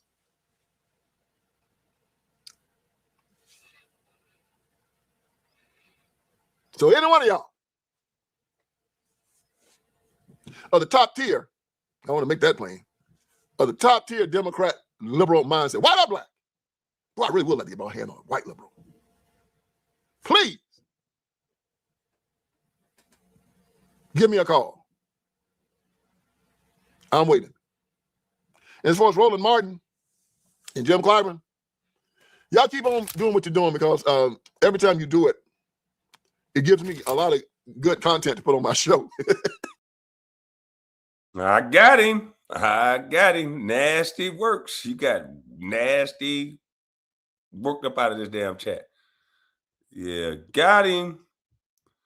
All right, so here's the video that somebody said that this is on Crime Lab Reports. This is supposed to be the guy who, I guess from Alabama, who unalived his baby mama. So let's get into this. Let me see what the feezy for sheezy. What the hell is going on here? My life, nigga, I just fucking killed my baby mama, bro. I just killed my mama, bro. Nigga don't understand, but like on TV, nigga, like somebody you took care of, somebody you made sure was straight, bro. She went against me, nigga. The first time my baby mama tried to go against me, nigga, on my baby, nigga, the first time she tried to go against me, I took a plea deal so she didn't do it, nigga. That bad it hurt me the first time. The first time it hurt me so bad, nigga, I took a plea deal. I wouldn't. This boy a killer, but he sound like a girl. It hurt me so bad, then what the hell you went back to her for? This could have been easily avoided. If she told on you the first time where you had to take a plea deal, then why did you go back to this girl? I'm confused. If a girl tell on me to put my business out, I'm not talking to her no more. That's simple. Damn. Go do 5 years in prison, nigga, just so it didn't show, like, just so that shit didn't hit the net, just so folk didn't know, like, boy, your baby mama testified on you, nigga. I took a plea deal. But it hoe was that mad that we couldn't be together. Like, that man. So wait a minute. He did 5 years in prison because he had to take a plea deal because his baby mama was about to tell him, and he went back to her, and she was about to tell him again. You can't teach brains. Baldhead Way, what in the hell? Is this a man or a woman? This boy is he an emotional wreck. That would have been simple for me. What did you telling on me? All right, I'm never talking to you again. That's it. And to the point where she was willing to testify on me, fool. I'm talking about on a murder case. She ain't got no knowledge of, fool. She went and told these folks I came to the house throwing up. Nigga, I shot so many niggas. I shot so many niggas. There ain't no reason for you to say I went and throw it up, nigga. How many niggas that felt this thing throw it up? Dang. He sound like he happy. Do you hear the way we talk about each other? That man say, I done popped so many N-words. You know how many N-words done felt this? He bragging. He happy to talk like this. And most of our youth are happy to talk like this. This real right here. Knowledge of, fool. She went and told these folks I came to the house throwing up. Nigga, I shot so many niggas. I shot so many niggas. There ain't no reason for you to say I went and throw it up, nigga. How many niggas that felt this thing throw it up? I ain't throw it up, nigga. They felt this. So why the fuck are I throwing up today, bro? You hear me? Man. The screen lights up. His face fills it. His voice is shaky, heavy, like someone who already knows the ending of their own story. People who clicked into that Facebook Live weren't expecting history to unfold in real time. But within minutes, viewers say they realized this wasn't a rant, not a breakdown for attention. This felt final. This felt like a man talking after something irreversible had already happened. And the most chilling part wasn't what he said outright. It was what he implied, what he circled around, what he couldn't bring himself to say clearly. Because according to those watching, he kept asking one question that froze everyone listening. How is she going to testify against me on Monday? Before we go any further, you're watching Crime Lab Report, where we break down viral true crime cases, examine the evidence, and Imagine blaming the Whitney for your own personal failure.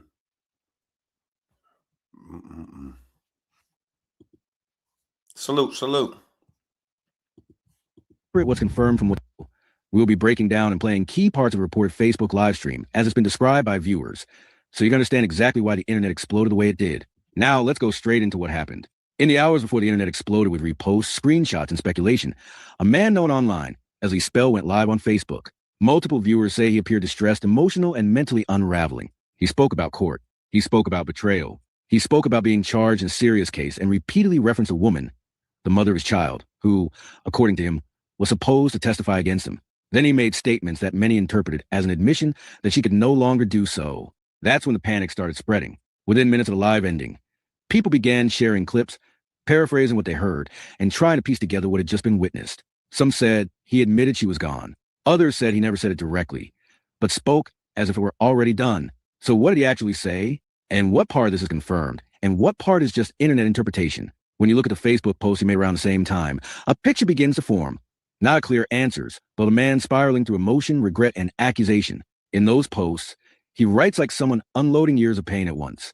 He talks about losing his brother, about being in a dark mental space, about finding temporary peace in a relationship that, by his account, once gave him purpose. He describes court cases. He says there were two. One he says he beat. One he says ended in a plea. He accuses the mother of his child of meeting with detectives, of speaking on a murder case, of trying to ensure he never comes home again. And most importantly, he frames her as someone who shifted from partner to witness, from someone in his life to someone standing against him in court. And that's where everything starts to get complicated. Because if what he is saying is true, then this isn't just a breakup story. This isn't just conflict between two people. This becomes something far more serious, a legal pressure cooker where court testimony, past charges, and personal relationships all collide. But here's the question that immediately comes up. How does a relationship reach that point? What happens between two people that transforms love into testimony? And more importantly, he talking about leave this 5'3" $120 niggas alone for real. Boy, he was a small, unalive boy. God, dog. Good content, young man. Patreon.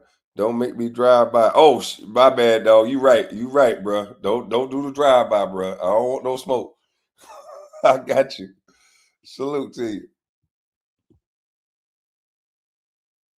What happens in a person's mind when they believe that testimony is going to destroy their entire future? Viewers who claim they watched the live say he kept circling back to one thing.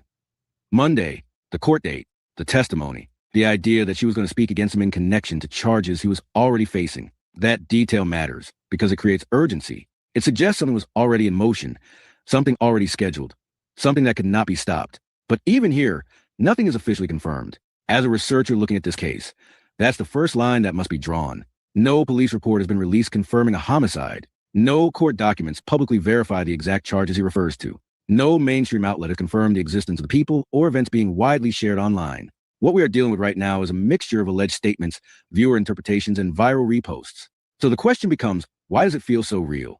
Why did thousands of people watching fragment of a live stream walk away with the same unsettling impression that they had just witnessed something irreversible being confessed in real time? He talks about karma, about God, about regret, about mistakes that can't be undone. That language is heavy. It is not neutral. It is not casual. It is the kind of language people use when they believe the outcome has already been decided. And then there's the center of it all, the mother of his child, the woman he describes not just as someone he once loved, but as someone he believes turned against him. Was she truly preparing to testify? Was she involved in a case as he claims? Or is this a narrative shaped by emotion, pressure, and perception rather than fact? These are not small questions. These are the questions that define the entire direction of this story. Now I want you to watch the full live stream, not just clips, not screenshots, but the moment everything began to unravel in real time. Listen, bro. If y'all need to come down there, I love you, cause yo, ain't gonna be no more, bro. I can't live with knowing I did no shit like that. Damn, so wait a minute, he on live stream more? So this boy gonna live stream, he sound like he finna unalive himself. He said, I can't live knowing I did something like that. I know this YouTube page ain't gonna show this boy pop himself on camera. I can't live with knowing that I whacked up for trying to go against me, bro. They go lie. Nigga, I took care of my child on TB. Nigga, I took care of my child, nigga. She ain't did nothing. She ain't buy my child no clothes, no shoes, or nothing. Nigga, I bought all that. I ain't no guy, nigga. I don't want none of my homeboys getting on their bed acting like I'm a guy. Nigga, I ain't no guy. Nigga. TB, nigga, so many niggas dead right now. On my baby, Gabriel Williams, whatever his name is. I whacked him on TB, nigga, 2 shots. I made the first, I hit him in the head the second shot, nigga. TB, nigga. Worst thing I could. Good day. TB, nigga, I hit him with 2 shots. This boy bragging about unaliving somebody. Interesting. We scream Black Lives Matter, and this man is over here bragging about unaliving people. And I'm pretty sure he was black.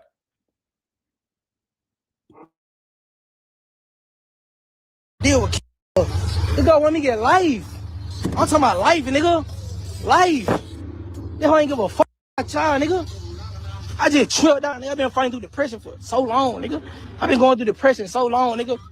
And I tried my best to get through it, nigga, for my child, nigga. They hoe just went through. And against me, nigga, tried to testify on me. She didn't have to. They could testify against me, nigga. I'm at a graveyard, nigga. That's how you know I'm going through depression, nigga. This shit ain't fake, nigga. This shit real life. This shit real life, nigga. I'm fucking hurt, nigga. My baby mama wanted me to miss all my fucking life with my child, nigga. Cause she couldn't be with me.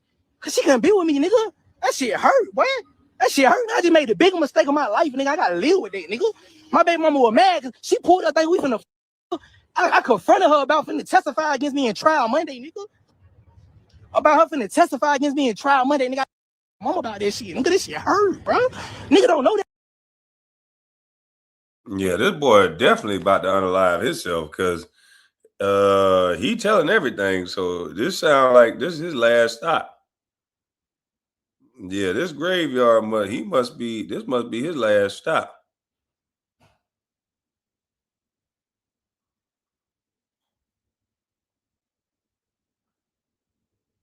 It don't sound like Buddy Boy, man. Mm-mm. How can you feel sorry for him though when Shorty want to be a thug? These guys be wanting to be thugs.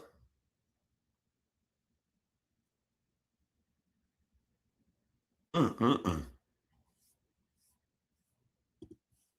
Nigga, I've been going through depression for so long. This shit hurt, nigga. And I'm telling you, MPD, anybody pull up, I'm ready to bang it out with them, nigga. I just threw my life away, nigga. My little boy need her, because I know I ain't finna make it out to the day, nigga. My little boy need her, and I just threw my fucking life away. Because emotions, nigga, because I can't hold that shit in, bro. Deserve this shit, bro. Nigga, I know I'm finna die. Nigga, God ain't gonna repay me for none of this shit I did, nigga. I let my emotions get the best of me, though. Talk, nigga, my son needed somebody, nigga. I took the one somebody who could have been there. This shit crazy. Imagine that shit, though, bro. Like somebody you been there for. Ain't nobody gonna feel me, though. You gotta imagine that shit, bro. You gotta imagine that shit. Somebody you gave your all to, nigga. When me and this whole broke up, nigga, I still paid this whole rent, nigga. Still, I ain't have to do that. Nigga. These detectives and them ain't offer her nothing. Just because me and her couldn't be together, they went down to the CID room and told them I can't, and I throwed up, and I was the one who, like, come on, bro. You ain't supposed to did that, bro. I ain't saying you supposed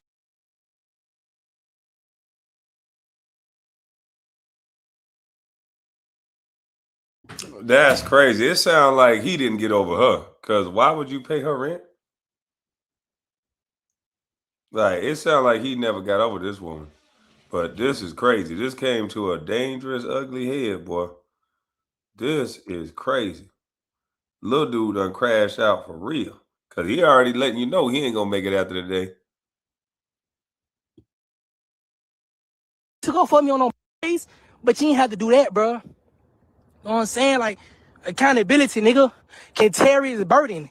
He locked up for September, if I ain't mistaken, September the 14th, nigga, 2025, 2024. One on murder, nigga, I did it. And as we continue breaking this down, one thing becomes clear. Whether this ends as confirmed tragedy or a misunderstood viral moment, the internet has already made its judgment. But the truth, as always in cases like this, is still buried somewhere underneath the noise. Lee Spell and R.E.P. Carrie were not strangers. They were not two people who crossed paths accidentally. They shared a child. They shared years. And from everything he wrote in those Facebook posts that went up around the same time that Liv was recorded, they shared something that went far deeper than a casual relationship. He describes her as the person who pulled him back from the edge. In his own words, after his brother CJ died, he was close to giving up entirely. He writes that money wasn't helping, that drugs weren't helping, that he was in a dark space that nothing was touching. And then she came into his life. He says she showed him it was more than just the streets, more than just surviving, more than just the environment he had been living inside. He says she was the first person he encountered who didn't seem to care about money, that she just cared about him. So when you try to understand how something that starts there ends here, with a Facebook Live that the internet is calling a confession and a woman who is no longer alive, the emotional distance between those 2 points is almost impossible to calculate. But something shifted. And according to him, that shift started when the relationship ended and the courtrooms began. He writes about 2 cases. Not 1, 2. He says he beat one of them. The other, he says he took a plea deal on. And here is the detail that matters. He claims he took that plea specifically because he could not bring himself to sit in that courtroom and watch her take the stand against him. Think about that for a second. He had a defense. He had options. But the thought of watching the mother of his child testify against him in open court was something he wasn't willing to experience. So he took the deal. Most people would assume that ends it. Plea entered, case closed, move forward. But according to him, that wasn't the end. That was just the beginning of the next chapter. He claims that after the plea, she didn't stop. He says she went voluntarily to detectives and gave a statement about a murder case, a separate case, one that he explicitly says she had no real knowledge of. He accuses her of telling investigators that he came to her home after a killing, visibly sick, throwing up. He says that story was fabricated, that she had no firsthand knowledge of what she was describing. And he says she did it, not because the police pressured her, not because she had a legal obligation, but because she wanted to see him gone, permanently. His words, she did out of hurt. Now, whether that is a full truth, a partial truth, or a version of events shaped entirely by a man who felt cornered and betrayed, we cannot verify that from where we are standing right now. What we can say is that this is the story he carried into that Monday, the story he was living with every single day leading up to that court date. And if you believe even a portion of what he wrote, then what you are looking at is a man who had convinced himself that the woman who once saved his life had now chosen to end it for him, legally, permanently, and deliberately.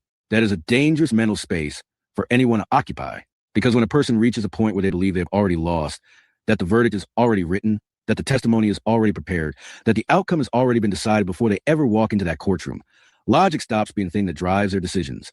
Emotion takes over. Desperation takes over. And in some cases, something far darker takes over. Investigators. If this case is confirmed as reported, we'll be looking at everything from this angle. The timeline between when those posts went up and when law enforcement was called, whether any prior domestic incidents were documented, whether there were any protective orders in place, whether she had reported anything to law enforcement in the days before Monday. Because here's the thing about witness cases that most people don't think about until it's too late. The most dangerous moment for a witness is not when they take the stand. It's the days right before they do. And Monday was only hours away. What happened after that live ended is still being pieced together by the people who watched it, and the community is now mourning in real time. But here's what the internet believes it witnessed. A man who had already made his decision before he ever pressed that record button, who went live not to ask for help, not to plead his case to the public, but to explain himself, to be understood one final time before everything went dark. And that is what separates this case from the dozens of domestic tragedies that happen every week and never leave local news. Most of them don't come with a timestamp. Most of them don't come with a man's voice, his face, his words, preserved and replayed thousands of times before authorities even begin their investigation. This one does. And that changes everything. Not just for the investigation, but for the conversation this case is forcing people to have. Because the comments under those posts are not just grief. They're full of people asking questions that go beyond the spell and REP carry. People asking why witnesses in violent cases are not better protected. Why a woman who allegedly walked into a police station and gave a voluntary statement about a murder was left without any safety net in the days before that testimony was due. Why the system had asked her to stand up and speak. Now, that is a great question. Like, why wasn't there no protection for this woman? If this dude is a known shooter around the city, why wouldn't they protect this woman? I don't get that. That's wild. This woman is gone. When y'all asked her to testify, no protection for her?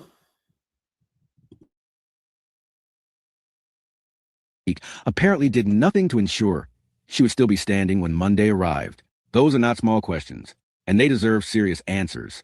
REP, Carrie was somebody's daughter, somebody's friend, the mother of a child who is now going to grow up carrying the weight of what happened in those final hours in ways that child will spend years trying to understand. Whatever role she played in that courtroom, whatever statement she gave, whatever her motivations were, none of that changes what she deserved, which was to live, to see Monday, to make her own choices about what came next. She didn't get that. And the child they shared, that child woke up in a world where both parents were gone before the week even ended. That is the detail that sits the heaviest. That is the human cost underneath all the screenshots and reposts and viral speculation. As more information comes out from Montgomery authorities, and this channel will be covering every confirmed development. If you are just finding this case today, drop a comment below and tell us where you heard about it. And if you have watched this far, you already know what to do. Hit that subscribe button, because cases like this one don't stay still, and neither do we. This is Crime Lab Report. We'll see you in the next one. No, in the way. That's crazy. Mr. in the bushes, salute to you. I meant to give you a dang on my stick over here. Hold on. Hold on real quick, like.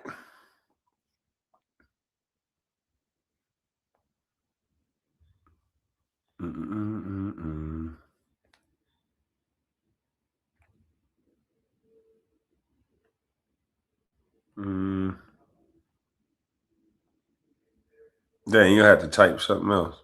They won't let me do it with that super chat. I'm gonna have to wait till you type something else. Mr. in the bush, type something else. They won't let me give you a mod stick with the super chat. Salute to you.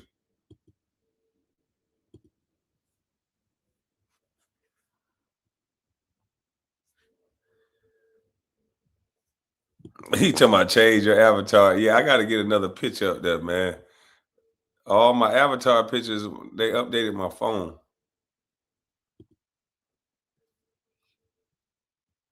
Yeah, they updated my phone, man. I don't even have no pictures up here. I got to add something. I'm going to change it to that. All right, there you go. Oh, I'm on the wrong profile. That's what I'm on. What the hell wrong with me, cuz? I'm on the wrong damn profile. User error. User freaking error.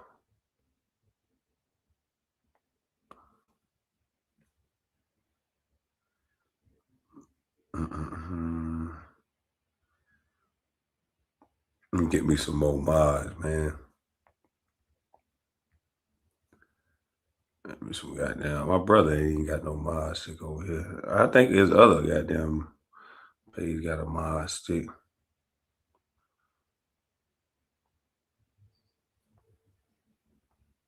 Get people ass up out of here. I would give Miss Collins a mod stick, but every time I give her one, she take it back. Take my goddamn mod stick. I don't give a damn. I don't agree with you. I'm like, it's okay, Miss Collins. No, take my shit now.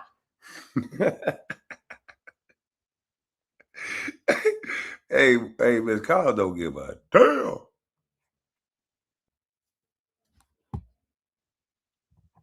Miss Collins don't be playing, boy. Just crazy.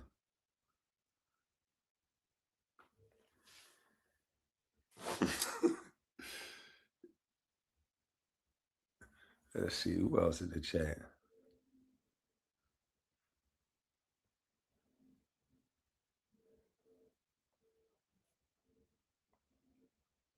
Because I think I took out all my moderators the other day on accident. I don't think I got not one moderator on this channel. I'm talking about moderators mound up.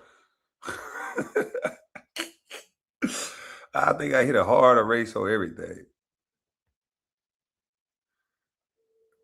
Let's see.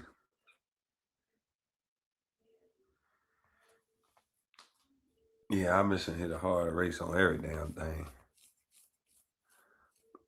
What Nacho said?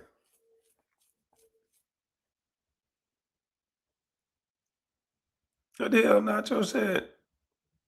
I'm fine what Nacho said.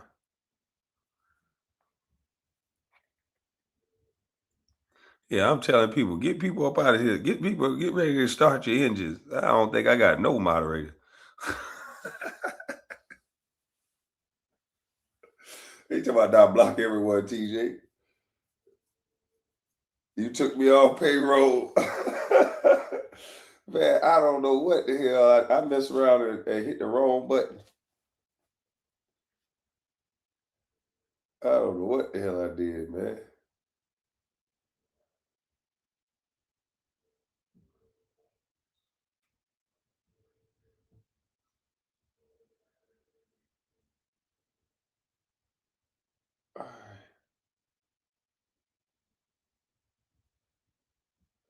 What did you say? Biz want to wrench? Man, y'all always trying to start some beef. That niggas always trying to start some. But listen, man, I gotta go walk big girl order real quick, man. So I'm gonna have to get up out of here. I gotta get order some doggone exercise in, and I gotta get an old man like myself some exercise in too. Why is Nacho up there? I took Nacho down. Yeah, I took Nacho down, man. Wait, Russell in the chat. Let me see if my boy Russell in the chat. Yeah, I gotta give people their wrenches back, man.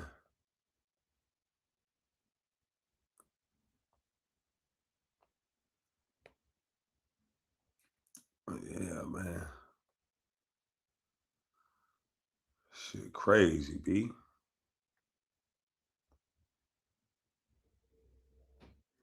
I don't see Red Bubble Russell in the chat. I'm looking for him.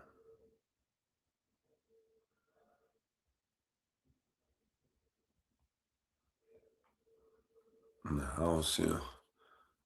But Nacho still on the screen for y'all? What the why it changed on the computer? What the edit visual? I put it on none. What if I put it on the flow right there?